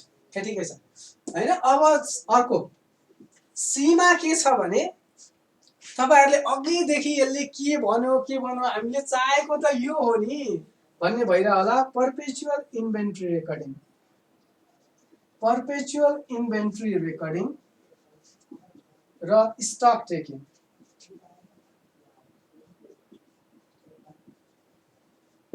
ठिक छ, यो दुईटा यसको हाम्रो जुन फोर्थ क्याटेगोरी थियो त्यसमा पर्पेचुअल इन्भेन्ट्रीको रेकर्डिङ अघि चाहिँ भर्खर आएको थियो एकजना साथीको रेकर्ड चाहिँ कसरी गर्छ भनेर यो अर्को एउटा पार्ट हो जसमा हामीले रेकर्डिङको कुरा गर्छौँ। फिजिकल कन्ट्रोल सिस्टममा रेकर्डिङको कुरा हुन्छ। अब फिजिकल कन्ट्रोल सिस्टममा हामीले के गर्छौँ त भन्दाखेरि यसले चाहिँ के भन्छ भने जति पनि मेरो इन्भेन्ट्री छ त्यो इन्भेन्ट्रीको प्रोपर रेकर्डिङ पनि गर्न जरुरी छ है। हामीले इन्भेन्ट्री जबसम्म रेकर्ड गर्दैनौँ मेरो ओपनिङ कति थियो, इस्यु कति गऱ्यौँ, क्लोजिङ कति गऱ्यौँ, के कस्तो भयो, कसरी चाहिँ मुभ भयो, त्यो कुरा थाहा नहुन्जेलसम्म त सजिलो हुँदैन। त्यसैले यसमा चाहिँ हामीले पर्पेचुअल इन्भेन्ट्री रेकर्डिङमा इन्भेन्ट्रीको रेकर्डिङको बारेमा हामी यसमा देख्छौँ। यसमा हामीले इन्भेन्ट्रीको रेकर्डिङको बारेमा यो पार्टमा चाहिँ त्योसँग कन्सर्न हुन्छ। र यसको सेकेन्ड पार्ट स्टक टेकिङ। हेर्नुहोस्, स्टक टेकिङ भनेको एकदमै इम्पोर्टेन्ट कुरा हो कुनै पनि अर्गनाइजेसनमा। यो स्टक टेकिङको लागि हाम्रो अकाउन्टिङ स्ट्यान्डर्डले अथवा अडिटिङ स्ट्यान्डर्ड भनौँ, अकाउन्टिङ भन्दा पनि आइक्यानले पनि एउटा गाइडलाइन्स नै दिएको हुन्छ। हरेक अडिटरले अडिट कम्प्लिट गर्दाखेरि जुन म भरे अर्को हाम्रो क्लासमा हामीले अडिटिङ पढ्छौँ त्यतिखेर हामीले यो कभर पनि गर्छौँ। हरेक अडिटरले अडिट गर्दाखेरि फिजिकल टेकिङ गर्नै पर्छ अथवा इन्डस्ट्री म्यानेजमेन्टले यदि फिजिकल टेकिङ गरेको छ भने त्यसको रिपोर्टलाई बेस बनाएर हेर्नै पर्छ। त्यो फिजिकल टेकिङ भनेको चाहिँ के हो त? मान्नुस् मेरो किताबमा एक्स आइटम मेरो किताबमा आजको दिनमा 200 वटा क्वान्टिटी छ। अब मैले के गरेँ अफिसमा गएर त्यो एक्स कहाँनेरि छ भनेर गन्न थालेँ, फिजिकल गरेँ, त्यो मान्नुस् 180 छ भनेपछि यहाँ के भयो डिफरेन्स आयो। किताबमा मेरो जति इन्भेन्ट्रीको भ्यालु देखाइरहेको थियो फिजिकल्ली त्यति छैन, मेरो फिजिकल इन्भेन्ट्रीको भ्यालु कम छ। त्यो कम छ या बढी छ भनेर इन्स्योर गर्नको लागि या ठिक्क छ भनेर इन्स्योर गर्नको लागि हामीले स्टक टेकिङ गर्छौँ जुन फिजिकल कन्ट्रोलको लास्ट पार्टमा पर्छ। लास्ट पार्टमा हामीले पर्पेचुअल र स्टक टेकिङ गऱ्यौँ। त्यो पर्पेचुअल र स्टक टेकिङ मध्येको यो स्टक टेकिङ भनेको चाहिँ स्टकलाई गनेर हामीले जुन हिसाब राखेको छौँ किताबमा त्यो किताबसँग मिल्छ कि मिल्दैन भनेर इन्स्योर गर्नु। ठिक छ। अब यसमा एउटा कुरा मैले तपाईहरुलाई भन्नुपर्ने हुन्छ। पर्पेचुअल इन्भेन्ट्री रेकर्ड जुन छ त्यसमा जम्माजम्मी दुईटा पार्ट छ त्यसको। एउटालाई बिन कार्ड भन्छ, तपाईहरुलाई स्टोर लेजर तपाईहरुलाई थाहा छ र यो स्टोर लेजर त तपाईहरुलाई थाहा छ जुन लिफो फिफो बनायौं त्यही हो। बिन कार्ड भनेको के हो त्यो तपाईहरुलाई थाहा नहोला। यो प्लिज बुझ्दिनुस्। यो किन बुझ्नुस् भने यो बिन कार्डको बारेमा मैले अहिले तपाईहरुलाई नभनिकन यो टपिक कम्प्लिट गरिदिँदा पनि हुन्थ्यो, तर प्र्याक्टिकल्ली बिन कार्ड तपाईहरुलाई थाहा भएन भने भोलिको दिनमा यदि तपाई राष्ट्र बैंकमा काम गर्न थाल्नुभयो त्यसको स्टकमा तपाईको स्टक रुममा स्टोर रुममा जानुभयो र त्यहाँ बिन कार्ड देख्नुभयो भने तपाईहरुले थाहा पाउनुहुन्न, त्यो मजा आउँदैन त्यही काम गरिरहेको मान्छेहरुको अगाडि। त्यही भएर बिन कार्ड भनेको के हो बुझ्नुस्। बिन कार्ड भनेको के हो भने हामीले इन्भेन्ट्रीलाई हामीले जुन हाम्रो मौजदात भन्दै हुनुहुन्थ्यो या एजेन्सी जे भन्छ त्यो जुन इन्भेन्ट्री छ इन्भेन्ट्रीलाई हामीले के गर्छौं एउटा कोठामा सुरक्षित साथ राखेको हुन्छ। त्यो कोठामा इन्भेन्ट्री जुन ठाउँमा राखेको हुन्छ त्यहाँनेरि यिनीहरूले एउटा कार्ड राखेको हुन्छ। मैले जुन अघि भने मैले सिसा फ्याक्ट्रीमा अडिट गरेको थिएँ भनेर त्यो सिसाको ग्लास बनाउने त्यहाँनेरि मैले यो प्र्याक्टिकल्ली बिन कार्ड देखेकै छु। हुन्छ के भने त्यो जस्तो एउटा ड्रयर छ, एउटा ड्रयर भन्दा पनि एउटा के भन्ने भन्दाखेरि एउटा र्याक छ रे, र्याकमा 4 वटा कोलम छ, त्यसको 4 वटा स्टेप छ। त्यो पहिलो स्टेपमा मान्नुस् एक्स नामको इन्भेन्ट्री छ भने त्यो जुन पहिलो स्ट्यान्ड छ, पहिलो स्टेप छ, त्यहाँनेरि एउटा कार्ड राखेको हुन्छ, त्यहाँनेरि एउटा कागजको डकुमेन्ट राखेको हुन्छ जसमा अहिले त्यो स्टक हामीले कति किन्यौं, त्यस पछाडि त्यो स्टक कति युज भयो र आजको दिनमा त्यो स्टकको क्लोजिङ ब्यालेन्स कति छ त्यहाँ लेखेको हुन्छ यो बिन कार्ड। अब तपाईले गन्न जाँदाखेरि के गर्नु पर्यो, यो बिन कार्ड हेर्नु पर्यो। बिन कार्ड हेरिसके पछाडि बिन कार्डमा भएको र फिजिकल मिल्छ कि मिल्दैन त्यो हेर्नु पर्यो। यो यसमा किन आयो सर पर्पेचुअलमा, किनभने म जब गर्न गए मैले के गरे, हामीले के गर्छौं सुरुमा बिन कार्डमा गएर त्यसको क्लोजिङ ब्यालेन्स हेर्छौं र त्यो क्लोजिङ ब्यालेन्सलाई जुन तपाईले लिफो फिफोमा क्लोजिङ ब्यालेन्स छ, स्टोर लेजरमा जुन क्लोजिङ ब्यालेन्स छ त्योसँग मिलाउनुहुन्छ र त्यो ठीक छ कि छैन त्यस पछाडि थाहा हुन्छ। त्यसैले बिन कार्ड इज इम्पोर्टेन्ट। इन्भेन्ट्री पढिसके पछाडि बिन कार्डको बारेमा थाहा पाउनु जरुरी छ भनेर मैले यो कुरा राख्दै आउँ। तपाईले नोट लेख्दाखेरि पनि पर्पेचुअलको बारेमा लेख्न आयो भने प्लिज यो बिन कार्ड र स्टोर लेजर हुन्छ भनेर पर्पेचुअलमा लेखिदिनु होला। स्टोर किपरले रेकर्ड राख्छ, जुन यो स्टोर लेजर छ त्यो स्टोर किपरले राख्छ, सँगसँगै जुन यो बिन कार्ड छ बिन कार्ड त झन् बढी स्टोर किपरले राख्छ। कल्कुटीजीलाई थाहा रहेछ। अब हामी लिफो आशा गर्छु यहाँसम्म तपाईहरुलाई थाहा छ। अब लिफो फिफो र वेटेड एभरेजमा जाउँ र त्यस पछाडि त्यसबाट आउने क्वेशनहरु र अरु एक्जाममा सोध्न सक्ने क्वेशनहरुलाई कभर गरौँ। आई डोन्ट थिंक त्यो भन्दा बढी हामीले इन्भेन्ट्रीमा जरुरी छ जस्तो लाग्दैन। अहिले हामीले धेरै कुरा पढ्यौं। अब लिफो फिफो र वेटेड एभरेज को बारेमा हेरौं। हेर्नुस्, यदि तपाईलाई मेथड्स अफ इन्भेन्ट्री म्यानेजमेन्ट मैले यो गर्नु भन्दा अगाडि हामी अब पढ्न लागेको भनेको फिफो, लिफो र वेटेड एभरेज हो। यो गर्नु भन्दा अगाडि एउटा कुरा म अहिले भनिदिइहाल्छु, यदि तपाईलाई मेथड्स अफ इन्भेन्ट्री म्यानेजमेन्ट भन्यो भने मेथड्स अफ इन्भेन्ट्री म्यानेजमेन्ट भन्यो भने यो तपाईको मेथड्स अफ इन्भेन्ट्री म्यानेजमेन्ट होइन। ककुल्ती, थ्यांक यू, म अब त्यही नाम प्रोनाउन्स गरौँला। फिफो, लिफो र वेटेड एभरेज भनेको इन्भेन्ट्री म्यानेजमेन्टको मेथड होइन। तपाईको एक्जाममा, तपाईको किताबमा, तपाईको कहाँ, तपाईको के कता कता यो कुरा दिएको होला, तर यो भनेको इन्भेन्ट्री भ्यालुएसनको मेथड हो। इन्भेन्ट्रीलाई भ्यालु गर्ने मेथड हो यो। इन्भेन्ट्रीलाई एउटा इन्भेन्ट्री इस्यु गर्दा कतिमा गर्ने, एउटा इन्भेन्ट्रीलाई को क्लोजिङ ब्यालेन्स, हाम्रो टोटल इन्भेन्ट्रीको क्लोजिङ ब्यालेन्स कति छ त्यो कुराको लागि यो लिफो फिफो र वेटेड युज हुन्छ। म्यानेजमेन्टको लागि भिइडी एबिसी जति पनि अरु कुराहरु थियो अस्ति हामीले पढेको तिनीहरु युज हुन्छ। त्यसैले यदि एक्जाममा मेथड्स अफ इन्भेन्ट्री म्यानेजमेन्ट सोध्यो भने त्यो मेथड्स भनेको as good as technique of inventory management हो, त्यही नै लेखिदिनुस्। मलाई थाहा छ यसमा कन्फ्लिक्टिङ कुरा छ, मेथडमा कतिले फिफो लिफो लेखेको होला, तर यदि इन्भेन्ट्रीको बारेमा बुझेको मान्छेले पेपर चेक गर्छ भने मलाई लाग्दैन मेथडमा यो लेख्दाखेरि उले मान्छेले इन्भेन्ट्री म्यानेजमेन्टको कुरा गर्दैछौँ हामी। यसबाट कुनै पनि किसिमको इन्भेन्ट्रीलाई म्यानेज गरिदैन, यसबाट खाली हामी इन्भेन्ट्रीको रेकर्ड राख्छौँ। तर भिइडीमा हामी के गर्छौँ, मिनिमम स्टक क्वान्टिटेटिभमा हामीले त्यो गराएको थियौँ, भिइडी एबिसीहरुमा म्यानेज गर्छौँ, त्यही भएर त्यो म्यानेज हुन्छ। अर्को कुरा, अब यो त क्लियर भयो, मेथड्समा हामीले त्यो लेख्छौँ। अब यसमा चाहिँ लिफो फिफो र वेटेड आयो भने चाहिँ कसरी लेख्ने। यदि तपाईलाई लिफो के हो, फिफो के हो, वेटेड के हो भन्यो भने त अहिले हामी त्यो पढिहाल्छौँ, प्रब्लम भएन। मान्नुस् तपाईलाई प्रश्न सोध्यो लिफो फिफो र वेटेड मध्ये कुन चाहिँ बेटर हो, सोध्न सक्छ एक्जामिनरले। अब त्यो केसमा त्यसको इम्पोर्टेन्सहरु सँगसँगै हामीले यो तीनटै मेथड पढेर वेटेड एभरेजलाई चाहिँ हैन यो जुन वेटेड एभरेज छ यो वेटेड एभरेजलाई चाहिँ हामीले बेटर हो भनेर प्रुभ गर्न सक्छौं। त किन कसरी वेटेड एभरेज चाहिँ बेटर हो हामी त्यो डिस्कस गर्छौं। यो तीनटा टपिक सकिरहेछ। सुरुमा फिफो हेर्नुस्, फिफो मेथड भनेको कस्तो खालको मेथड हो भने मैले इन्भेन्ट्रीको रेकर्ड राख्छु रे।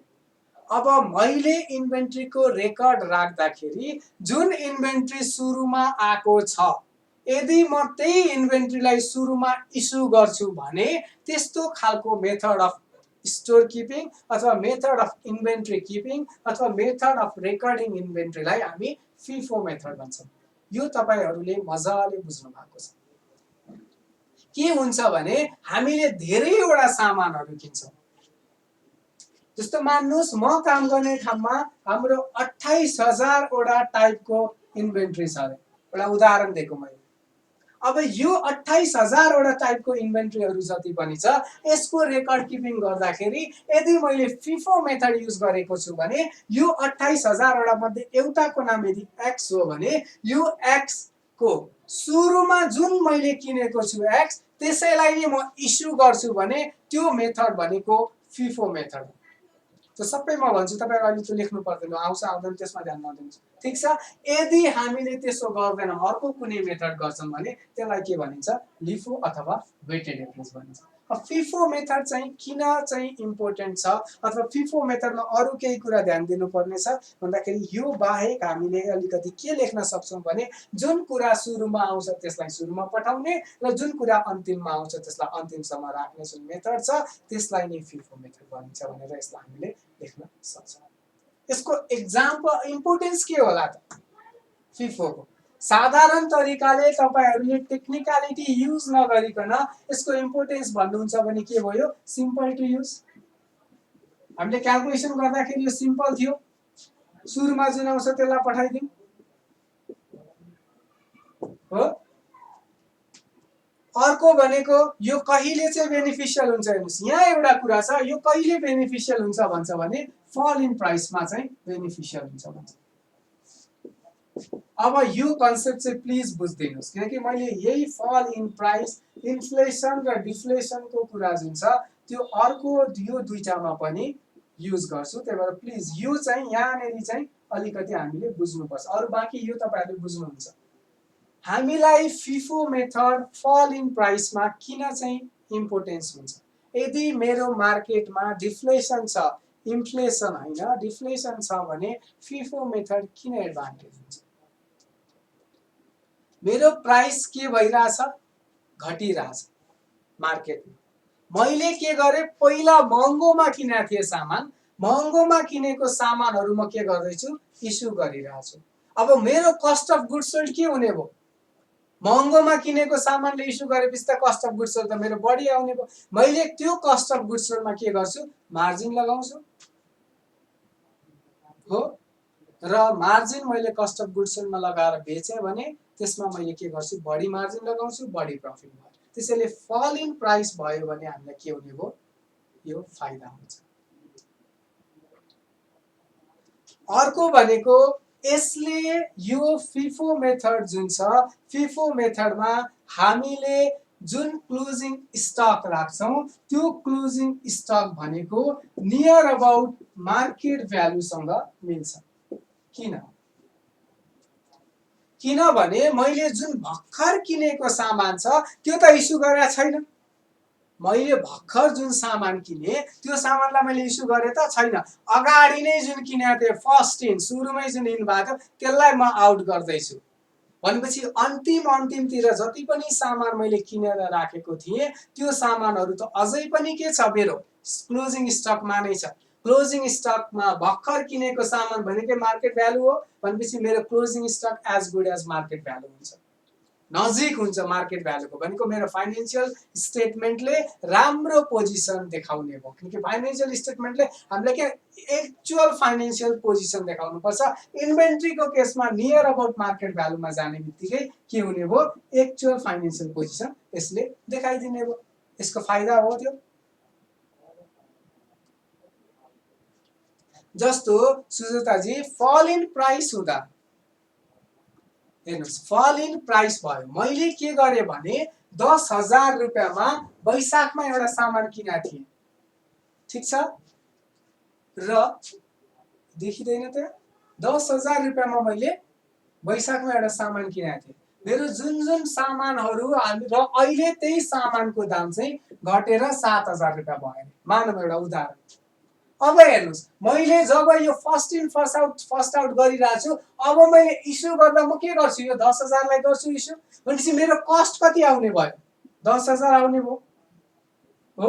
अब यो कस्ट मेरो 10,000 आएपछि यसमा मैले मार्कअप लगाएँ, 20% फाइदा लिएर म बेच्छु, मैले बेच्छु कतिमा, 12,000 मा। जबकि मार्केटमा अहिले यही सामान लास्टिङ गरेको भए मेरो जम्मा यहाँ कति मात्रै आउँछ, 10,000 को साटो 7,000 मात्रै आउँथ्यो, र 7,000 मा मात्रै मैले 20% मार्कअप पाउँथेँ। त्यही भएर फलिङ प्राइस भयो भने प्रफिटको चान्सेस त हुने भयो, because of cost of goods. त्यही हामीले त्यसरी लेख्नुपर्छ। अब फर्स्ट इन फर्स्ट आउटले अर्को एउटा के फाइदा दिन्छ भने मैले पुरानो सामानहरू सबै इस्यु गर्दै जाँदाखेरि मेरो वेस्टेज र एब्सोलेन्स जुन भन्छ कवारीको दाममा जुन बेच्नुपर्ने स्थिति आउँछ एट टाइम्स, त्यो पनि के हुने भयो, कम हुने भयो। किनभने मैले जति पनि पुरानो सामान छ त्यसलाई इस्यु गर्दै जान्छु, पुरानो सामान इस्यु गर्दै गए पछाडि के हुन्छ त भन्दाखेरि मेरो त पुरानो सामान बिग्रिने चान्सेस कम हुन्छ। तर यदि मैले लास्ट इन फर्स्ट आउट गरेको थिएँ भने नयाँ जब जुन जुन नयाँ आउँछ त्यो त मैले युज गर्दै गएँ, पुरानो त मेरो स्टकमा बसेको बसै, एउटा पोइन्ट पछाडि त्यो सामान एक्सपायर भयो अथवा त्यो सामान ड्यामेज भयो, त्यसलाई मैले युज गर्न सकिनँ, मेरो फाइनेन्सियल लस भयो, मेरो त किनेको जति खर्च थियो त्यसलाई होल्ड गर्नलाई इन्भेन्ट्रीमा जति खर्च गरेको थिएँ सबै जाने भयो। त्यसैले हामीलाई फर्स्ट इन फर्स्ट आउटले के इन्स्योर गर्छ भने एब्सोलेसन्सको केसेसहरू पनि कम गरिदिन्छ। र यसको फिफोको एउटा एडभान्टेज अर्को के छ भने यसलाई अकाउन्टिङ स्ट्यान्डर्डले मान्छ। फिफो र वेटेड एभरेज एउटा यस्तो स्ट्यान्डर्ड हो जसलाई अकाउन्टिङ स्ट्यान्डर्डले अलाउ गरेको छ, तर लिफोलाई अकाउन्टिङ स्ट्यान्डर्डले अलाउ गर्दैन। त्यसैले यो पनि अर्को एउटा यसको के भयो, फाइदा भयो, अकाउन्टिङ स्ट्यान्डर्डले अलाउ गर्छ। अब यसको बेफाइदाहरू, अघि हामीले के भन्यौं, फल इन प्राइसमा हुन्छ भन्यौं, तर यदि इन्क्रिज इन प्राइस भयो भने फेरि के हुने भयो, यो फाइदाकारी भएन। फिफो एउटा त सिधा सिधी त्यही भन्दा भइहाल्यो हामीले। अर्को भनेको यदि धेरै, जस्तो अघि मैले भने हाम्रो कम्पनीमा मानौँ 28,000 वटा आइटम छन्, अब यो 28,000 वटा आइटम छ भने मैले एउटै आइटम धेरैचोटि किन्छु भने बल्कमा यदि म किनिराख्छु, ऱ्यापिडली किनिराख्छु, फास्ट मुभिङ हो किनिराखिन्छ भने त्यो केसमा अब मैले इस्यु गर्नुपर्ने अन्तिमको चाहिँ सबभन्दा पहिला किनेको कुन थियो त्यो आइडेन्टिफाई गर्न गाह्रो हुन्छ। त्यसैले यो एकदमै अल्छी लाग्दो हुन्छ। ठीक छ। अर्को यदि इन्फ्लेसन भयो भने यसले एकदमै बढी हामीलाई प्रफिट पनि दिन्छ। इन्फ्लेसन भयो भने प्रफिट कसरी दिन्छ सर? इन्फ्लेसन भयो भने यसले प्रफिट कसरी दिन्छ? मान्नुस् इन्फ्लेसनमा छ हाम्रो भर्खर किनेको मेरो जति पनि थियो रिसेन्ट पर्चेजहरू के छ मेरो? इन्फ्लेसनको केसमा रिसेन्ट पर्चेज मेरो के छ? स्टकमै छ, क्लोजिङ स्टकमै छ। भनेपछि मेरो क्लोजिङ स्टक के हुने भयो? ओभर भ्यालुड हुने भयो। र क्लोजिङ स्टक ओभर भ्यालुड भएर मेरो प्रफिट बढ्ने बित्तिकै के गर्नु पर्यो? यसमा ट्याक्स तिर्नु पर्यो। भने पछाडि के भयो त? ट्याक्स तिर्नु पर्यो भने त हाम्रो लागि घाटा भयो, हाम्रो क्याश आउटफ्लो बढी भयो। त्यही भएर एउटा इन्फ्लेसन भयो, इन्क्रिज इन प्राइसको केस भयो र फिफो युज गरेको छौं भने त्यो केसमा हामीलाई फाइदा हुँदैन, किनकि क्लोजिङ स्टक बढ्दिन्छ। किनकि पुरानो किनेको सामानहरू त इस्यु गर्दै गयौँ हामीले, तर नयाँ किनेको सामानहरू हामीले इस्यु गरेका थिएनौँ। त्यही भएर मार्केट प्राइसको बराबरको क्लोजिङ स्टक हुँदाखेरि हाम्रो क्लोजिङ स्टक बढ्छ। क्लोजिङ स्टक बढ्नु भनेको प्रफिट बढ्नु हो, प्रफिट बढ्नु भनेको त्यसमा कर बढी तिर्नुपर्छ। यो पनि के हो? यसको डिसएडभान्टेजेस हो। यो भनेको फिफो मेथडको हामीले बुझ्नुपर्ने कुरा भयो।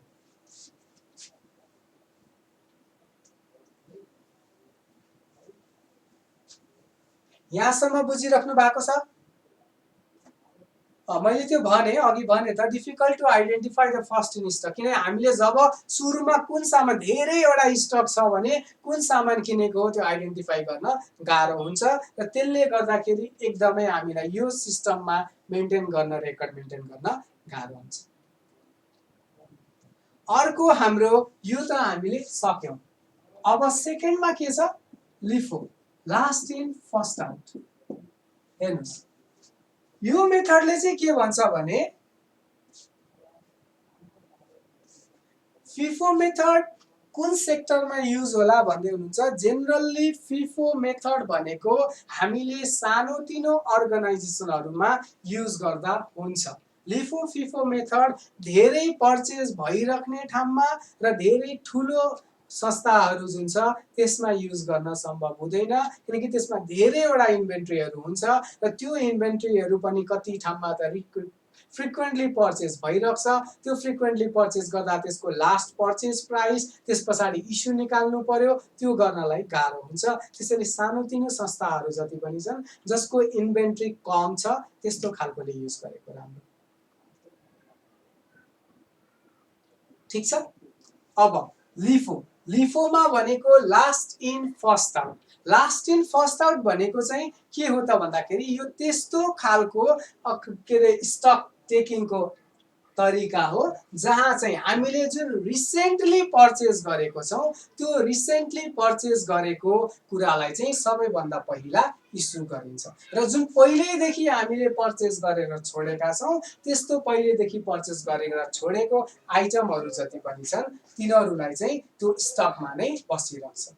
ठ्याक्कै उल्टो, अघिकोमा के थियो? पुरानो जुन पर्चेज भइसकेको थियो त्यसलाई हामीले पुरानोलाई चाहिँ सुरुमा इस्यु गर्ने र जुन रिसेन्ट पर्चेज छ त्यसलाई त्यस पछाडि इस्यु गर्ने थियो। यसमा चाहिँ के भन्छ त भन्दाखेरि जुन सुरुमा किनेको छ त्यसलाई लास्टमा जुन किनेको छ त्यसलाई फर्स्टमा इस्यु गर्ने र जुन पहिले हामीले किनेका छौं त्यो लास्टमा किनेकोलाई सकिसके पछाडि मात्रै फर्स्टकोमा जाने।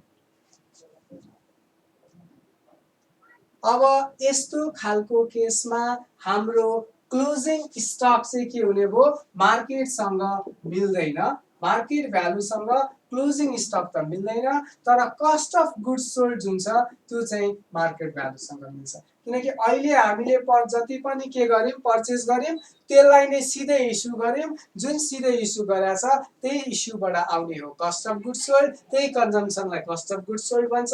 त्यसैले कस्ट अफ गुड्स सोल्ड चाहिँ हाम्रो मार्केट भ्यालुसँग इक्वल हुन्छ, तर जुन हाम्रो छ क्लोजिङ स्टक छ त्यो क्लोजिङ स्टक चाहिँ मार्केट भ्यालुसँग इक्वल हुँदैन।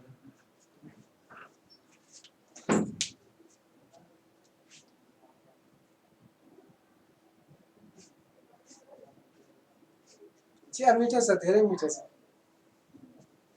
अर्पणजी तपाईँ पनि नहुनु भएको भए ठ्याक्कै 49 जना हुन्थ्यो नि। ठिकै छ हैन। अब हामी यसको के गरौँ? लिफो मेथडमा यसको एडभान्टेजेसहरु हामी हेरौँ। लिफो मेथडको एडभान्टेजेसहरु जेनरली जुन फिफो मेथडको डिसएडभान्टेजेसहरु छ त्यो नै लिफो मेथडको एडभान्टेजेसहरु हुन जान्छ। यसमा हामीले पहिलो भनेको हाम्रो जुन कस्ट अफ गुड्स सोल्ड छ त्यो कस्ट अफ गुड्स सोल्डले मार्केट प्राइसलाई रिफ्लेक्ट गर्छ, एउटा त त्यो नै हाम्रो एडभान्टेज हुने भयो। अर्को भनेको यसमा के हुने भयो? जुन यो क्लोजिङ स्टक छ इन केस अफ इन्फ्लेसन, अहिले यदि दाम बढेको छ पहिला दाम कम थियो भने क्लोजिङ स्टक के हुने भयो?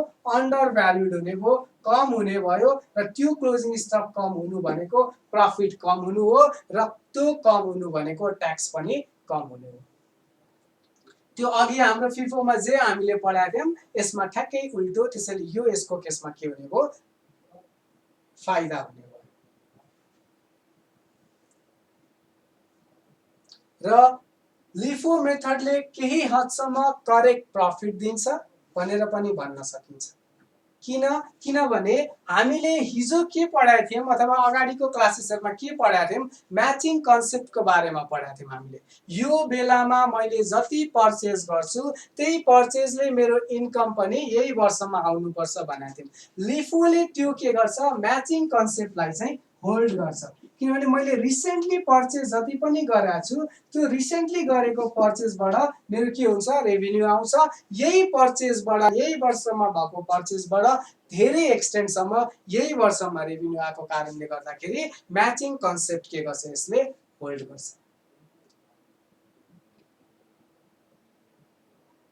प्रोडक्सन र सर्भिस सेक्टर दुईटैले आफ्नो इन्भेन्ट्री राख्छ त्यही भएर दुईटैमा यो लिफो फिफो र वेटेड एभरेज मेथड युज हुन्छ अर्को यसको एडभान्टेजेस भनेको राइजिङ प्राइसको कुराहरू हामीले गरिहाल्यौँ यही दुईटाहरू यसको लिफो मेथडको एडभान्टेजेसहरू भइहाल्यो अब के गरौँ डिसएडभान्टेजमा जाउँ यसको डिसएडभान्टेज चाहिँ के हो त लिफो मेथड युज गर्यौं भने सबैभन्दा पहिला भनेको अब्सोलेसन अथवा ड्यामेज हुने चान्सेस धेरै हुन्छ किनभने मैले जुन भर्खर किनेको सामानहरू छ त्यो भर्खर किनेको सामानहरूलाई नै हामीले के गर्छौं तत्काललाई नै इस्यु गरिदिहाल्छौं तर जुन पहिलेदेखिको सामानहरू छ त्यो पहिलेदेखिको सामानहरू इस्यु हुन पाउँदैन त्यसले गर्दाखेरि एउटा निश्चित समय पछाडि त्यो एक्सपायर हुने अथवा ड्यामेज हुने चान्सेस बढ्छ र त्यसले त्यो पनि यसको के हो डिसएडभान्टेज हो अर्को यसको यो बुझ्नलाई पनि अलिकति गाह्रो छ किनकि पहिला जुन आयो त्यसलाई सिधै हामीले उ गर्ने यसमा भनेको भर्खर आएकोलाई गर्नु पर्यो पुरानो कन थियो त्यसको भ्यालुएसन कसरी गर्ने कतिमा किनेको थियो के थियो कस्तो थियो त्यो झुकिन सक्छ त्यही भएर कन्भर्सन भएको कारणले गर्दाखेरि यो डिफिकल्ट पनि हुन्छ अन्डरस्ट्यान्ड गर्नको लागि उतातिर हाम्रो के थियो advantage is simple to understand थियो यो के हुने भयो डिफिकल्ट टु अन्डरस्ट्यान्ड हुने लिफो अर्को त्यही भनिहालेँ मैले वेस्टेजको चान्सेस एकदमै बढी हुन्छ र इन्फ्लेसनको कुरा जुन छ त्यो इन्फ्लेसनको कारणले गर्दाखेरि पनि यसमा प्रब्लम आउन सक्छ यही नै हो हाम्रो लिफो र फिफोको हामीले बुझ्नुपर्ने कुरा र त्यसपछाडि जुन एक्जाममा सोध्छ वेटेड एभरेजको बारेमा प्लिज बुझिदिनुस्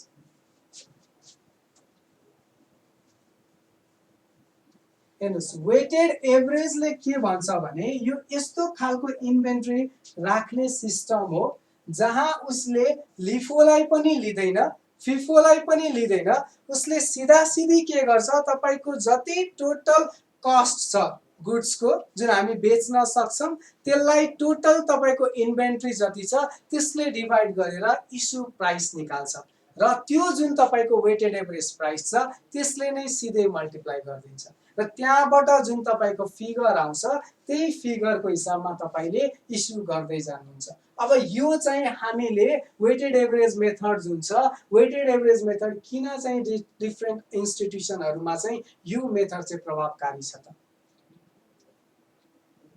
त्यो हाम्रो लागि इम्पोर्टेन्ट छ बुझ्नलाई हेर्नु सबैभन्दा पहिला त हामी यदि कुनै पनि इन्डस्ट्रीमा तपाई हुनुहुन्छ र तपाईको इन्डस्ट्रीमा धेरैवटा इन्भेन्ट्री छ र त्यो इन्भेन्ट्रीको पर्चेज र सेल एकदम फ्रिक्वेन्ट छ भने तपाईले भर्खर किनेको र पछि किनेको जुन ट्र्याक गर्न छ त्यो एकदमै गाह्रो हुन्छ हामी यहाँ एडभान्टेजेसको हिसाबमा हेर्दाखेरि हामीले ठुलो अर्गनाइजेसनको हिसाबमा हेर्दाखेरि लिफो मेथड र फिफो मेथड युज गर्न गाह्रो हुन्छ तर वेटेड एभरेज तपाईले युज गर्नुभयो भने तपाईसँग जतिवटा इन्भेन्ट्री छ त्यो इन्भेन्ट्रीको टोटल भ्यालुलाई क्याल्कुलेट गरेर सिधै कतिवटा नम्बरमा इन्भेन्ट्री छ त्यो गर्दिने बित्तिकै तपाईको के आयो इस्यु प्राइस आयो त्यही इस्यु प्राइसले तपाईले सिधा सिधी मल्टिप्लाई गर्न सक्नुहुन्छ हरेक इस्युमा त्यो गर्ने बित्तिकै के भयो ठुलो इन्डस्ट्रीहरु जति छन् त्यो ठुलो इन्डस्ट्रीले त्यो अहिले किन्दा कति थियो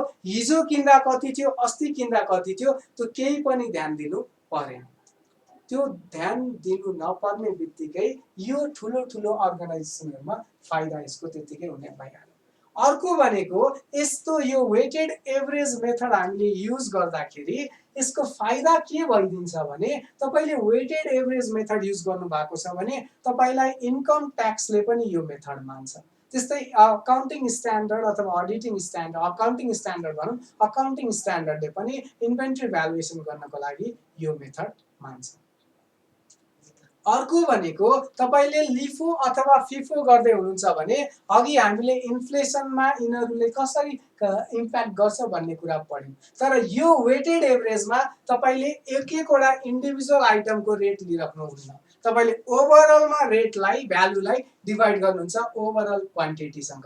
त्यो गर्ने बित्तिकै चाहे इन्फ्लेसन होस् चाहे डिफ्लेसन होस् चाहे जुनसुकै केसेस होस् त्यो दुईटैलाई भ्यालु पहिलाको भ्यालु बढी छ अहिलेको भ्यालु बढी छ त्यसलाई एभरेज आउट गरिदिइहाल्छ तपाईको फर्मुलाले। त्यो गर्ने बित्तिकै तपाईको जुन कस्ट अफ गुड्स सोल्ड आउँछ त्यो cost of goods sold optimum cost of goods sold आउँछ।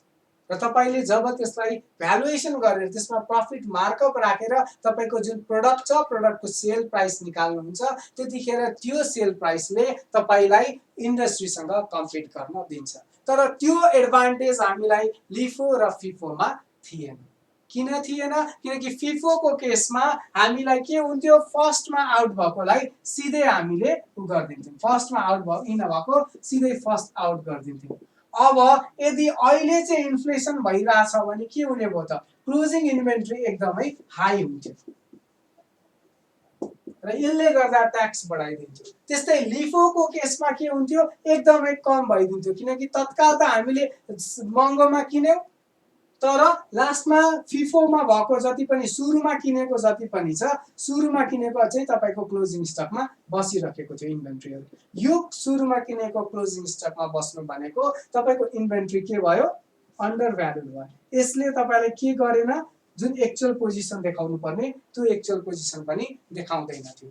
त्यसले गर्दाखेरि तपाईले वेटेड एभरेज गर्नुभयो भने तपाईको कस्ट अफ गुड्स सोल्ड पनि इन्फ्लेसनलाई एभरेज आउट गरिदिहाल्यो क्लोजिङ स्टकलाई पनि के गर्यो एभरेज आउट गरिदिहाल्यो र जति पनि तपाईको फिगर आउँछ त्यो भनेको अप्टिमम प्राइसमा आउँछ र त्यसमा तपाईले मार्कअप गरेर एक्चुअल आफ्नो जुन फाइनल प्रोडक्ट छ त्यो फाइनल प्रोडक्टलाई प्राइसिङ गर्न सक्नुहुन्छ। र त्यो फाइनल प्रोडक्टलाई त्यो हिसाबले तपाईले प्राइसिङ गर्नुभयो भने एभरेजको हिसाबमा प्राइसिङ गर्नुभयो भने मार्केटमा तपाईको एज हुन्छ। नभए त के हुने भयो फिफो मेथड युज गरेछ इन्फ्लेसन भयो भने सिधै प्राइस बढाइदिनु पर्यो डिफ्लेसन भयो भने प्राइस घटाउनु पर्यो। त्यस्तो प्राइसको फ्लक्चुएसन पनि यसले रोक्छ। यस्तै खालको एडभान्टेजेसहरु वेटेडमा भएको कारणले गर्दा सरकारले पनि अलाउ गर्ने भएको कारणले गर्दा हामीले वेटेड एभरेज मेथड अलि बढी प्रिफर गर्छौं। र यसमा लेख्दाखेरि जहिले पनि प्लिज दुईटा तीनटा कुरा नछुट्याउनुस्। इन्फ्लेसनको इम्प्याक्टलाई नछुट्याउनुस्। ठूलो अर्गनाइजेसनहरुमा एक एकवटा इन्भेन्ट्री कहिले किनेका थियौ कहिले बेच्यौ त्यो कुरा हेर्न सम्भव छैन। लिफोले पनि त्यही हेर भन्छ फिफोले पनि त्यही हेर भन्छ।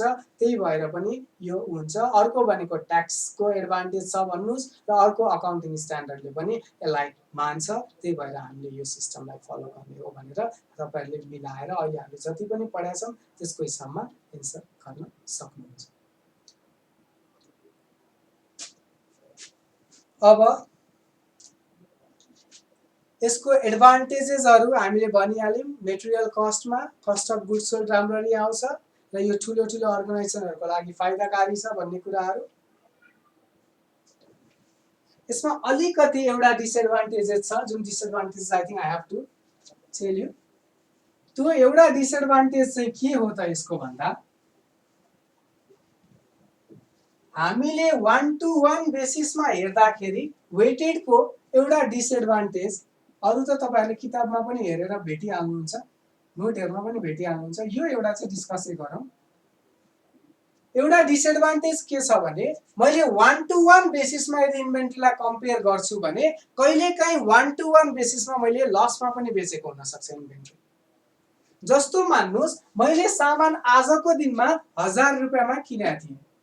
त्यही सामान के छ पहिला चाहिँ 200 रुपैयाँमा आएको छ रे। अब यो 200 रुपैयाँ र 1000 रुपैयाँलाई यसले के गर्दिने भो 600 रुपैयाँ एभरेज आउट गर्दिन्छ वेटेड एभरेजमा। अब मैले 600 रुपैयाँमा मार्कअप लगाउने चान्सेस बढ्छ।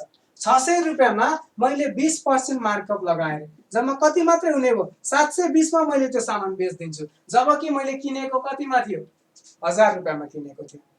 त्यही भएर कुनै कुनै केसेसमा चाहिँ हाम्रो जति प्रोडक्ट छ त्यो प्रोडक्टको प्राइस भन्दा पनि कममा इन्डिभिजुअल बेसिसमा हेर्दाखेरि त्यो सामान जान सक्छ। त्यसैले यो एउटा यसको डिसएडभान्टेज हो जुन तपाईहरुले कुनै किताबमा भेट्नुभयो अथवा कुनै नोटमा भेट्नुभयो भने यो केसमा कन्फ्युजन हुन सक्छ। मैले यो एउटा पार्ट हाल्दिए। अरु एडभान्टेजेस अब्जेक्टिभ्सहरु भन्ने कुराहरु टेक्निकल छैन, त्यो तपाईहरुले पढेर पनि खोजेर पनि गुगल गरेर पनि भेटिनै हाल्नुहुन्छ। त्यसको लागि क्लासमा टाइम वेस्ट नगर्नु। अब इन्भेन्टरी म्यानेजमेन्टको अर्को एउटा कन्सेप्ट छ जुन लास्टमा, त्यसलाई गरौँ, त्यसपछि क्वेशन एन्सर गरौँ।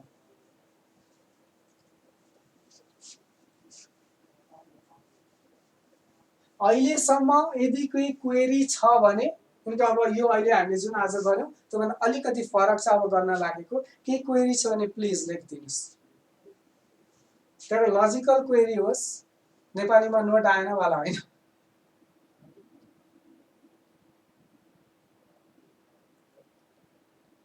अनि यति छिटै फिडब्याक नगरौँ, मैले इन्भेन्ट्रीकै लागि 3 दिन गर्न सक्दिनँ।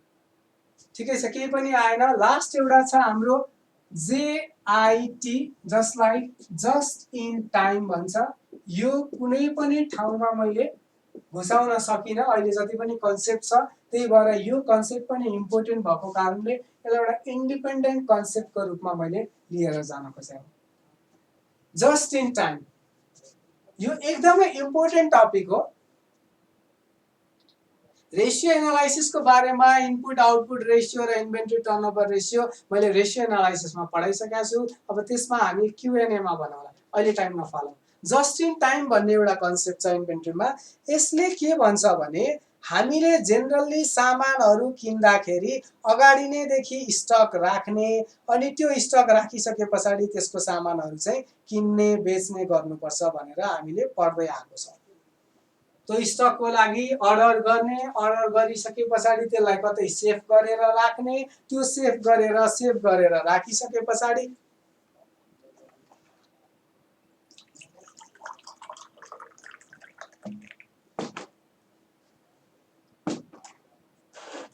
त्यो अर्डर गर्दाखेरि त्यसको अर्डरिङ कस्ट बियर गर्ने, त्यस्तै त्यसमा क्यारिङ गर्नको लागि हाम्रो गोडाउनमा राख्दाखेरि त्यसको कस्ट बियर गर्ने हैन। त्यस्ता कुराहरू हामीले पढ्या छौं। तर यो एउटा अर्को कन्सेप्ट छ जसले के भन्छ भने इन्भेन्ट्री अगाडिदेखि किनेर नराखौं। जुन बेला निड हुन्छ त्यो बेलामै के गरौं, इन्भेन्ट्री किनौं। जस्तो मान्नुस् म जहिले पनि बिस्किट फ्याक्ट्रीको कुरा गर्छु। म बिस्किट फ्याक्ट्री मेरो छ रे, मैले ब्रेड बनाउँछु जुन हामी बिहान बिहान ब्रेड खान्छौं, त्यो ब्रेड म बनाउँछु। एकजना मान्छे भर्खर कोरियाबाट आएको थियो रे। उसले मलाई के भन्यो रे भन्दाखेरि मलाई कोरियामा मैले ब्रेड खान्छु, म यहाँ नेपालमा अरु 1 हप्ता 10 दिन मात्रै बस्छु, त्यो 1 हप्ता 10 दिनको लागि मलाई कोरियाको स्ट्यान्डर्डको ब्रेड बनाइदे भन्यो। उसले मलाई इन्ग्रेडिएन्ट्सहरु दियो रे।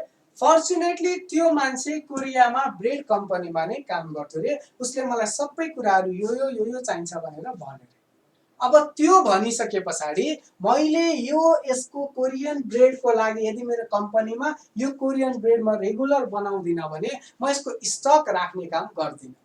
म किन स्टक राख्दिन भने मलाई स्टक राख्नको लागि हामीले पढिसक्यौं त्यो कुरा, अर्डरिङ कस्ट लाग्छ, क्यारिङ गर्नको लागि गोडाउनमा पनि मेरो कस्ट लाग्छ। त्यही भएर म स्टक राख्दिन। अब त्यो स्टक नराखेर यो त मैले बनाउनु नै छ भने हामी के गर्छौं, त्यस्तो खालको केसमा मैले just in time approach follow गर्छु। भनेको मलाई जुन बेला जरुरी हुन्छ त्यो बेला म भेन्डरलाई कल गर्छु र मलाई यतिवटा क्वान्टिटी यो क्वालिटीको यो ठाममा यति बजे चाहियो भनेर भन्छु। उसले त्यस पछाडि मलाई सामान ल्याए पछाडि मात्र उसले सामान मेरोमा डेलिभरी गरिसके पछाडि मात्रै म काम गर्छु भने त्यस्तो खालको जुन इन्भेन्ट्रीको टेक्निक छ, म्यानेजमेन्ट टेक्निक छ, त्यसलाई जस्ट इन टाइम अप्रोच भन्छ। यसमा तपाईको क्यारिङ कस्ट छैन किनकि यसलाई हामीले लामो समयसम्म होल्ड गरेर राख्दैनौं। जुन बेला जरुरी हुन्छ त्यही बेला नै हामीले यो just in time approach follow गरेर सामान किनेर ल्याउँछौं। बुझिन्छ? यसमा हामीले जस्ट इन टाइममा अहिले त्यो सबै एकछिनमा गरौँला है त क्वेरीहरू।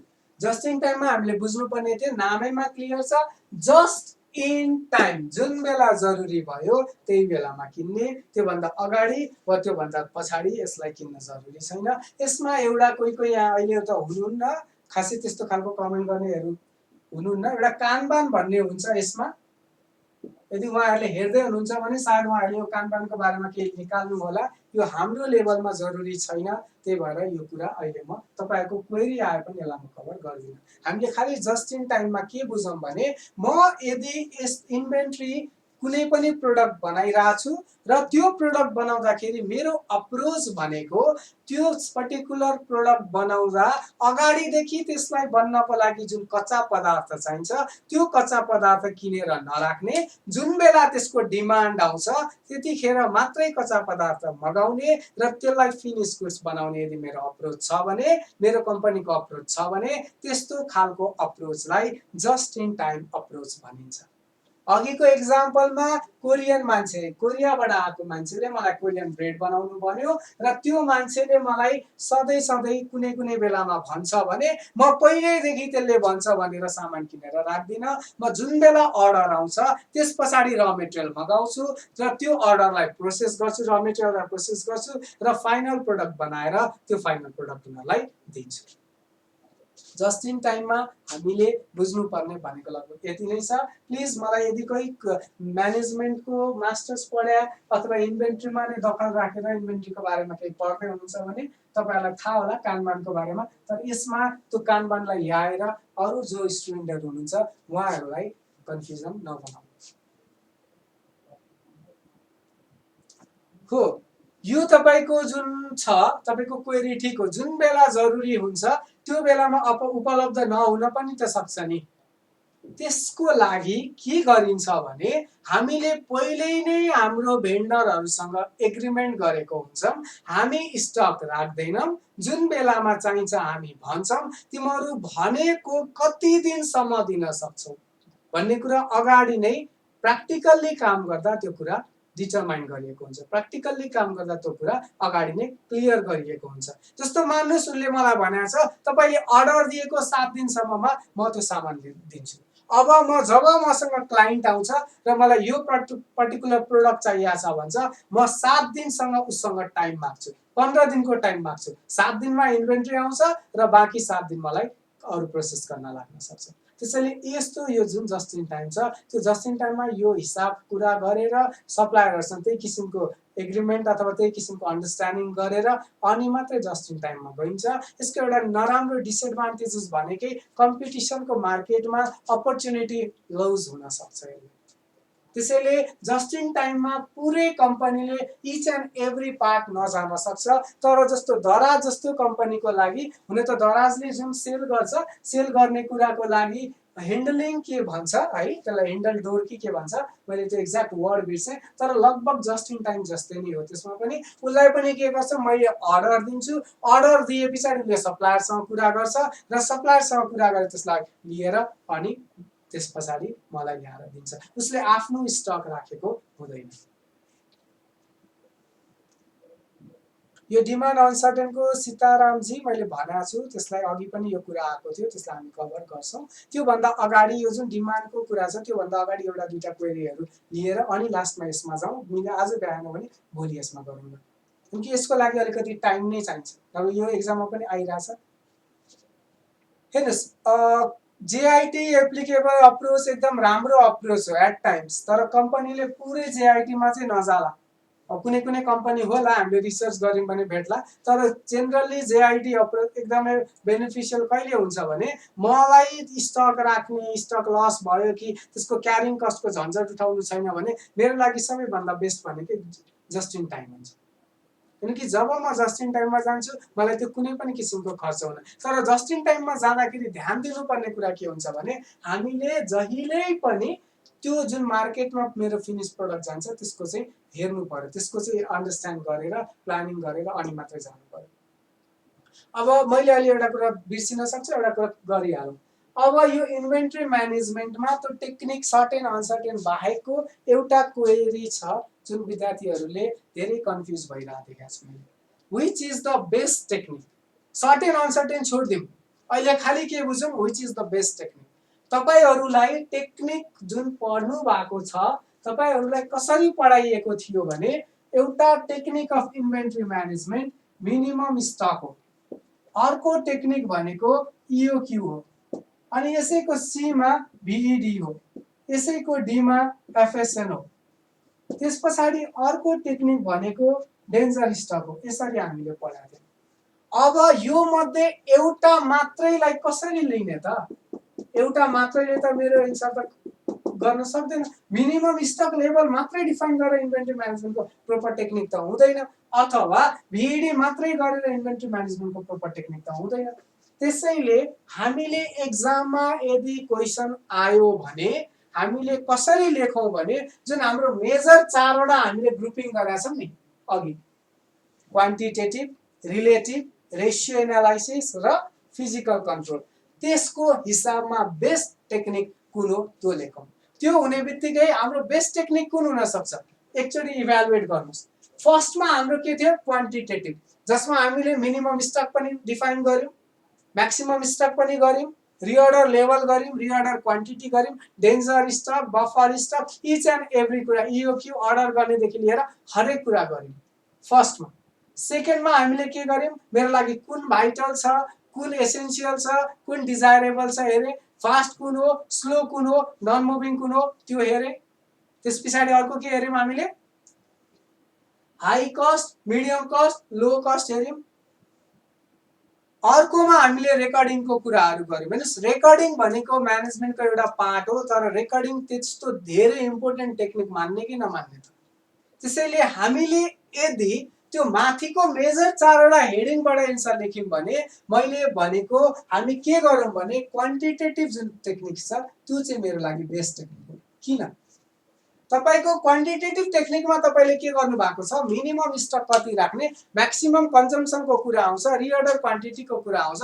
तपाई सोच्नुस्, तपाईको भिइडी होस् अथवा एफएसएन होस् अथवा एचएमएल होस्, त्यसमा जे कुरा छ, जति मेरो फ्रिक्वेन्सीमा चल्छ, जति मेरो बढी कस्ट छ, त्यसैको हिसाबमा मिनिमम स्टक, म्याक्सिमम स्टक र रिअर्डर क्वान्टिटी हामीले हेर्ने हैन र?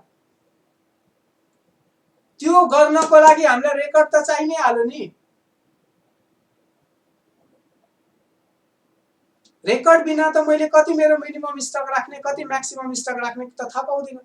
त्यसैले हामीले quantitative aspect is the best technique भनेर लेखौँ र त्यस भित्रको पार्टहरूलाई डिफाइन गर्यौँ र फाइनल्ली हामीले कन्क्लुड कसरी गर्यौँ भने लास्टमा त्यो गरिसकेपछि बट हाउएभर एकदम इफिसिएन्ट म्यानेजमेन्ट टेक्निक गर्नको लागि they should know the investment they have made, कुनै कति इन्भेस्टमेन्ट उसले गरेको छ र कुन फ्रिक्वेन्सीमा उसले सामान युज गरिरहेको छ र प्रोपर एकाउन्टिङ पनि उसले स्टोर किपिङ रेकर्ड्स पनि राख्न जरुरी छ भनेर त्यसलाई कन्क्लुजनको पार्टमा लेख्दियौँ। त्यो हुँदाखेरि तपाईको एन्सरको मेन टेक्निक त तपाईले क्वान्टिटेटिभ हो, किनकि हो पनि क्वान्टिटेटिभ। मैले भिडी जति अरु छ एफएसएनहरु नगरिकन पनि minimum stock maximum stock maintain गर्नु भनेकै मेरो कुन लेभल कुसको चाहिँ एकदम फास्ट मुभिङ छ, कुन चाहिँ कम मुभिङ छ भन्ने कुराको हिसाबमा हैन त? हामीलाई भइ के रहेछ, यसमा कन्फ्युजन यो किन भइरहेछ भने हाम्रो मिनिमम स्टक एउटा पोइन्ट लेख्दैछ टिचरले किताबमा, त्यसपछि इओक्यूलाई अर्को पोइन्ट लेख्दैछ, भिडीलाई अर्को पोइन्ट लेख्दैछ, मेजर हेड नै दिएको छैन तपाईहरुले। त्यसपछि तपाईहरुलाई के हुन्छ, यसले मात्र भनेर त कसरी इन्भेन्ट्री म्यानेजमेन्ट टेक्निक हुन्छ र? मलाई मिनिमम स्टक मात्रै थाहा पाएर इन्भेन्ट्री म्यानेज गर्न सक्छु त? म्याक्सिमम स्टक मात्रै थाहा पाएर मैले गर्न सक्छु त? रिअर्डर क्वान्टिटी मात्रै थाहा पाएर मैले गर्न सक्छु त? तर मैले त्यो पुरै क्वान्टिटेटिभ एस्पेक्टलाई लिदिए भने त्यो गर्नको मैले मिनिमम स्टक कति राख्नुपर्छ भन्ने म सोच्दिन। मेरो भाइटल छ भने एकदम महँगो खालको छ भने म ठिक्क राख्छु नि मिनिमम स्टक, त्यो पार्ट त सिधै यसैमा कभर भयो कि भएन? मैले मिनिमम स्टक राख्ने यो टेक्निक युज गरे भने रेकर्ड किपिङको पार्ट त फिफो लिफो त मेरो त्यसै पनि परिहाल्यो नि। त्यो रेकर्ड हेरेर न मैले मिनिमम कति राख्नुपर्छ, म्याक्सिमम कति राख्नुपर्छ, रिअर्डर लेभल कति राख्नुपर्छ, रिअर्डर क्वान्टिटी कति राख्नुपर्छ थाहा पाउँछु। त्यसैले यसमा अहिलेसम्म हामीले जे पढ्यौं त्यसको हिसाबमा तपाईहरुले यो एक एकवटामा जान्नु भएको छ, यो हिसाबले बुझ्नु भएको थियो। आजको दिनसम्म भने तपाईहरुले यदि यसरी लेख्नु भएको देख्नु भएको छ एक्जाममा भने आई नो तपाईहरुलाई कन्फ्युजन छ भिडी भन्ने कि एफएसएम भन्ने कि यो भन्ने कि त्यो भन्ने, तर मेजर चारवटा हेडिङको हिसाबमा जाँदाखेरि मलाई लाग्छ हामीले यो लेभलबाट जाम, त्यसपछि जति पनि त्यसको अरु डिफरेन्ट पार्ट्स हामीले जुन गर्यौं त्यो गरौँ, त्यसपछि कन्क्लुजनमा यो पार्टहरु पनि भयो भने अझ बढी इफेक्टिभ हुन्छ भनेर लेख्दियौं। एन्सरमा राम्रै मार्क्स आउँछ। यो भयो एउटा क्वेशन। अघिको मैले भनिदिहाले फिफो र लिफो। अब सर्टेन र अनसर्टेन को लागि हामी अर्को क्लासमा गरौँ किनकि हामीसँग कति टाइम छ 7:40 भइसक्यो। त्यसको लागि कम से कम 20-25 मिनेट लाग्छ। किन 20-25 मिनेट लाग्छ भने सर्टेन डिमान्ड र अनसर्टेन डिमान्डलाई सुरुमा इभ्यालुएट गर्नु पर्यो, इन्टरप्रेट गर्नु पर्यो र त्यसपछि हामीले सर्टेनमा जस्टिङ टाइम युज गर्ने कि अथवा ईओक्यू लेभलबाट जाने कि अर्को कुनै मेथडबाट जाने कि त्यसमा मिनिमम स्टक कसरी राख्ने त्यो सबै कुरा लिंक गर्नुपर्छ। अहिले त्यसलाई नगरौँ। अरु बाँकी जुन तपाईहरुको क्वेशन छ आजको हाम्रो पुरै इन्भेन्ट्रीमा र नेपाली नोट्स पुरै इन्भेन्ट्रीमा दुईटा कुरा, नेपाली नोटको बारेमा प्लिज न क्वेशन गरिदिनुस् किनकि म त्यसमा आन्सर दिन सक्दिन र अर्को भनेको सर्टेन र अनसर्टेनको केही नगरिदिनुस्। त्यो बाहेकको यदि कुनै पनि क्वेरी छ भने प्लिज सोधिदिनुस्। त्यो क्वेरीहरु अब लिउँ। अघि एकजनाले पर्पेचुअल रेकर्डिङ भन्दै हुनुहुन्छ। पर्पेचुअल रेकर्डिङ भनेको रेकर्ड गरिराख्ने सिस्टम, लामो समयसम्म रेकर्ड गरिराख्ने सिस्टमलाई पर्पेचुअल रेकर्डिङ भनिन्छ। आज शनिबार भएर हो कि के हो सबैजनालाई किन अल्छी लागे जस्तो लाग्यो?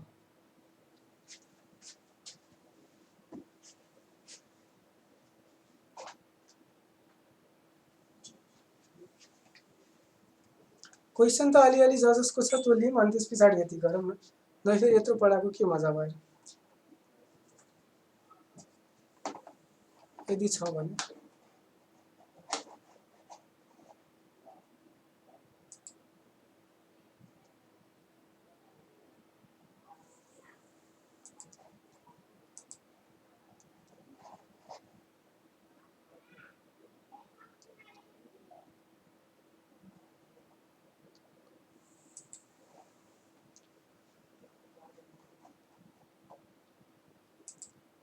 अहिले मैले भने नि यो जुन जिन्सी व्यवस्थापनको विधिहरुमध्ये कुन सबैभन्दा महत्त्वपूर्ण होमा हामी क्वान्टिटेटिभ जुन हाम्रो विधि छ त्यसलाई लिएर त्यसमा डेन्जर स्टक मिनिमम स्टकहरुको बारेमा आरओक्यू ईओक्यू को जुन छ त्यसको बारेमा लेखौं। एबीसी एनालाइसिस बुझ्नु भएन? एबीसी एनालाइसिसमा के हुन्छ भने हामीले हाम्रो जुन टोटल इन्भेन्ट्री छ नि त्यो मेरो पुरै इन्भेन्ट्रीलाई मैले 3 भागमा डिभाइड गर्छु। एउटालाई मैले ए क्याटेगोरी दिन्छु, अर्कोलाई बी क्याटेगोरी दिन्छु र अर्कोलाई सी क्याटेगोरी दिन्छु। ए क्याटेगोरीमा मैले टोटल मेरो जुन इन्भेन्ट्रीमा खर्च गरेको छु त्यसको 70% खर्च गरेको बराबरको भ्यालु चाहिँ ए क्याटेगोरीमा राख्छु र त्यसको जम्मा 10% जति मात्र नम्बरमा चाहिँ सामान जोड्दा 10% भन्दा बढी हुँदैन। तर खर्च हाम्रो टोटल कति भएको छ 70% जति हुन्छ। त्यसमा धेरै खर्च भएको कारणले गर्दा त्यसमा एकदमै बढी हामीले कन्ट्रोल लगाउँछौं। बी क्याटेगोरीमा 20% जस्तो मात्रै हुन्छ नम्बर र 20% जस्तो नै खर्च भएको हुन्छ र त्यसमा पनि धेरै अलि ठिकै भएको कारणले धेरै पनि हैन कम पनि हैन त्यसमा ठिकै खालको कन्ट्रोल हामीले लगाउनु पर्छ। सी मा भनेको त्यो त्यस्तो खासै जरुरी खालको आइटमहरु हुँदैन हाम्रो कम्पनीको लागि, त्यही भएर त्यसमा अलि कम हुन्छ।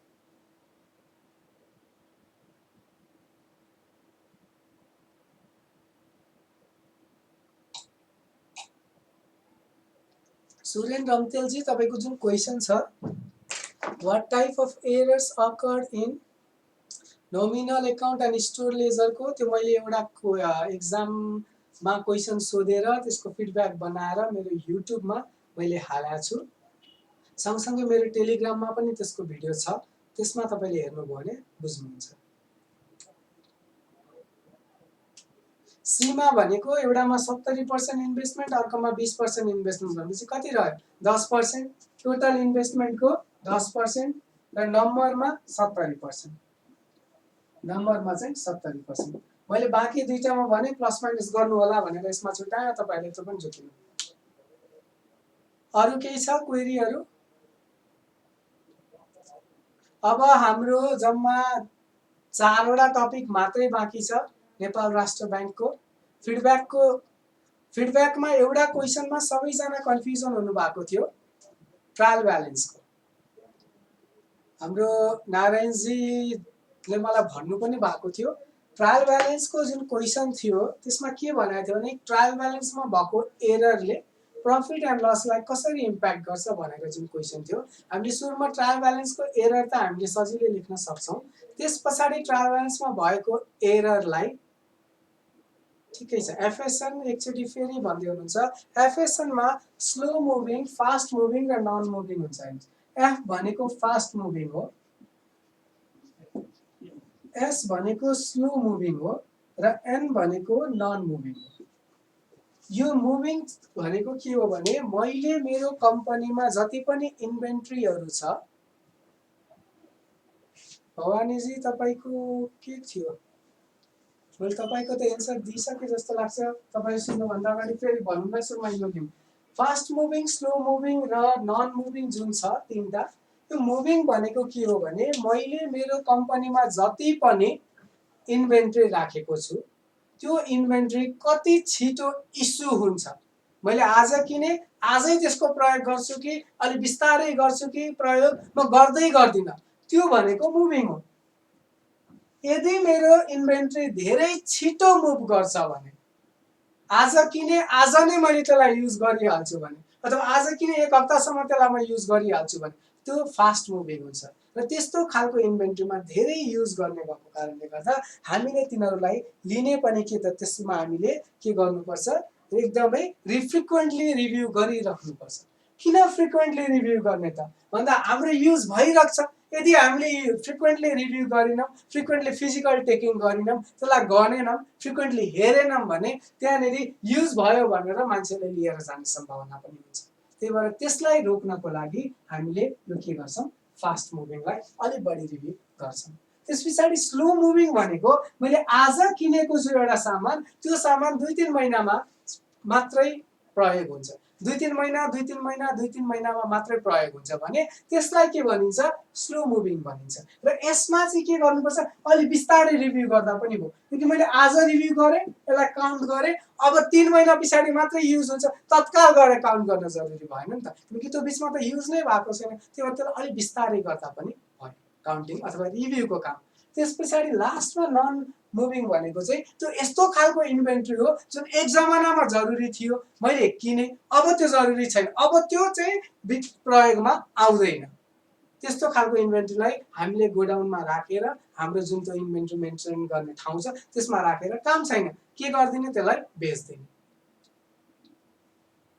तपाईले जुन भवानीजी भन्दै हुनुहुन्छ नि मध्ये कुन सबैभन्दा महत्त्वपूर्ण विधि हो भनेर मैले अघि त्यत्रो 10 मिनेट त्यही त कुरा गरेँ त हामीले यदि एक एकवटा मिनिमम म्याक्सिमम भनेर गयौँ भने कुन विधि हो भन्ने हामीलाई पत्ता लगाउन गाह्रो हुन्छ। त्यसैले हामीले जुन 4वटा हेडमा हामीले डिभाइड गर्यौँ एउटा क्वान्टिटेटिभ रिलेटिभ रेसियो एनालाइसिस र फिजिकल कन्ट्रोल हामी त्यो क्वान्टिटेटिभ नै चाहिँ पुरै इम्पोर्टेन्ट हो भन्छौँ त्यो हुँदाखेरि मिनिमम म्याक्सिमम आरओक्यू आरओएल सबै पर्यो के।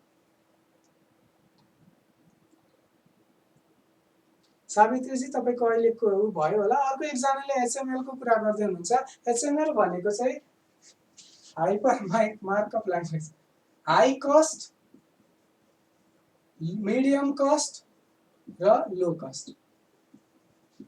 मान्नुहोस् तपाईसँग 3 किसिमको इन्भेन्ट्री छ अरे एउटा इन्भेन्ट्री एक खालको इन्भेन्ट्री एक्स नामको छ अरे त्यो एक्स नामको इन्भेन्ट्री किन्नलाई 1 लाख रुपैयाँ पर्छ अरे अर्को वाई नामको छ त्यसको लागि चाहिँ 60,000 पर्छ अरे र यो अर्को छ अरे त्यो चाहिँ 1000 रुपैयाँ मात्रै पर्छ भने हामीले यो 1 लाख वालालाई अलि बढी कन्ट्रोल गर्नु पर्यो अलि बढी चेक गर्नु पर्यो यसलाई अलिक कम गरे पनि हुन्छ तर गर्नु चाहिँ पर्यो र यसमा चाहिँ 1000 रुपैयाँ मात्र हो यसलाई कम गर्दा पनि हुन्छ। तपाईले just like non moving inventory please भन्नुभयो मैले त्यो बुझिन।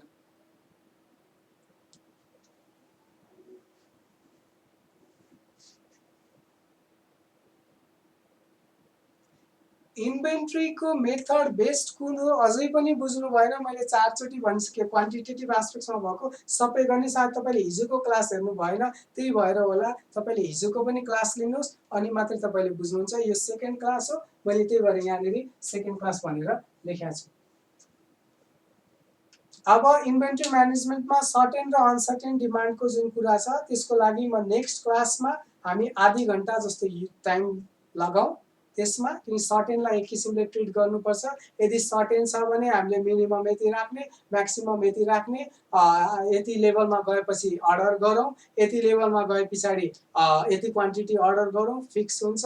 तर अनसर्टेन छ भने just in time approach use गर्दा पनि भयो। किनकि कहिले आउँछ के आउँछ हामीलाई थाहा नै छैन।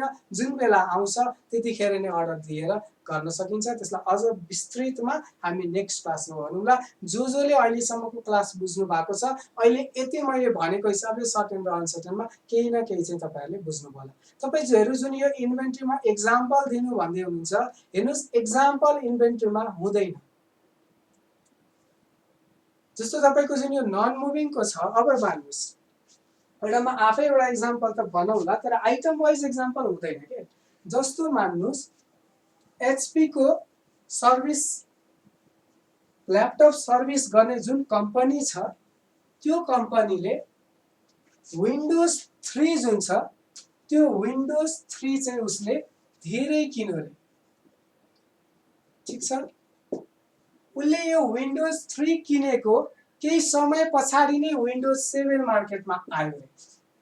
अब के हुने भयो, अब जति पनि नयाँ ल्यापटप छ त्यो सबै ल्यापटप अथवा कम्प्युटरमा विन्डोज 7 युज हुने भयो।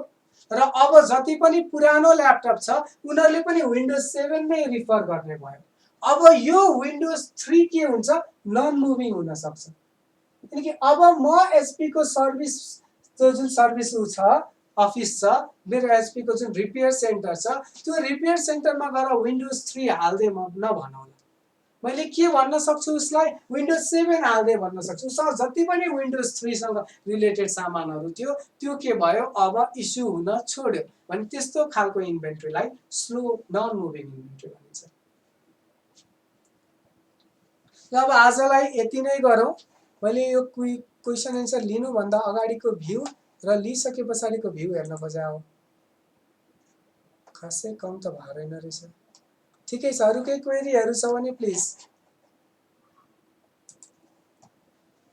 किनकि यसमा धेरै जनाको पार्टिसिपेसन भएन भने बेकारमा यहाँ बसेर कामै छैन।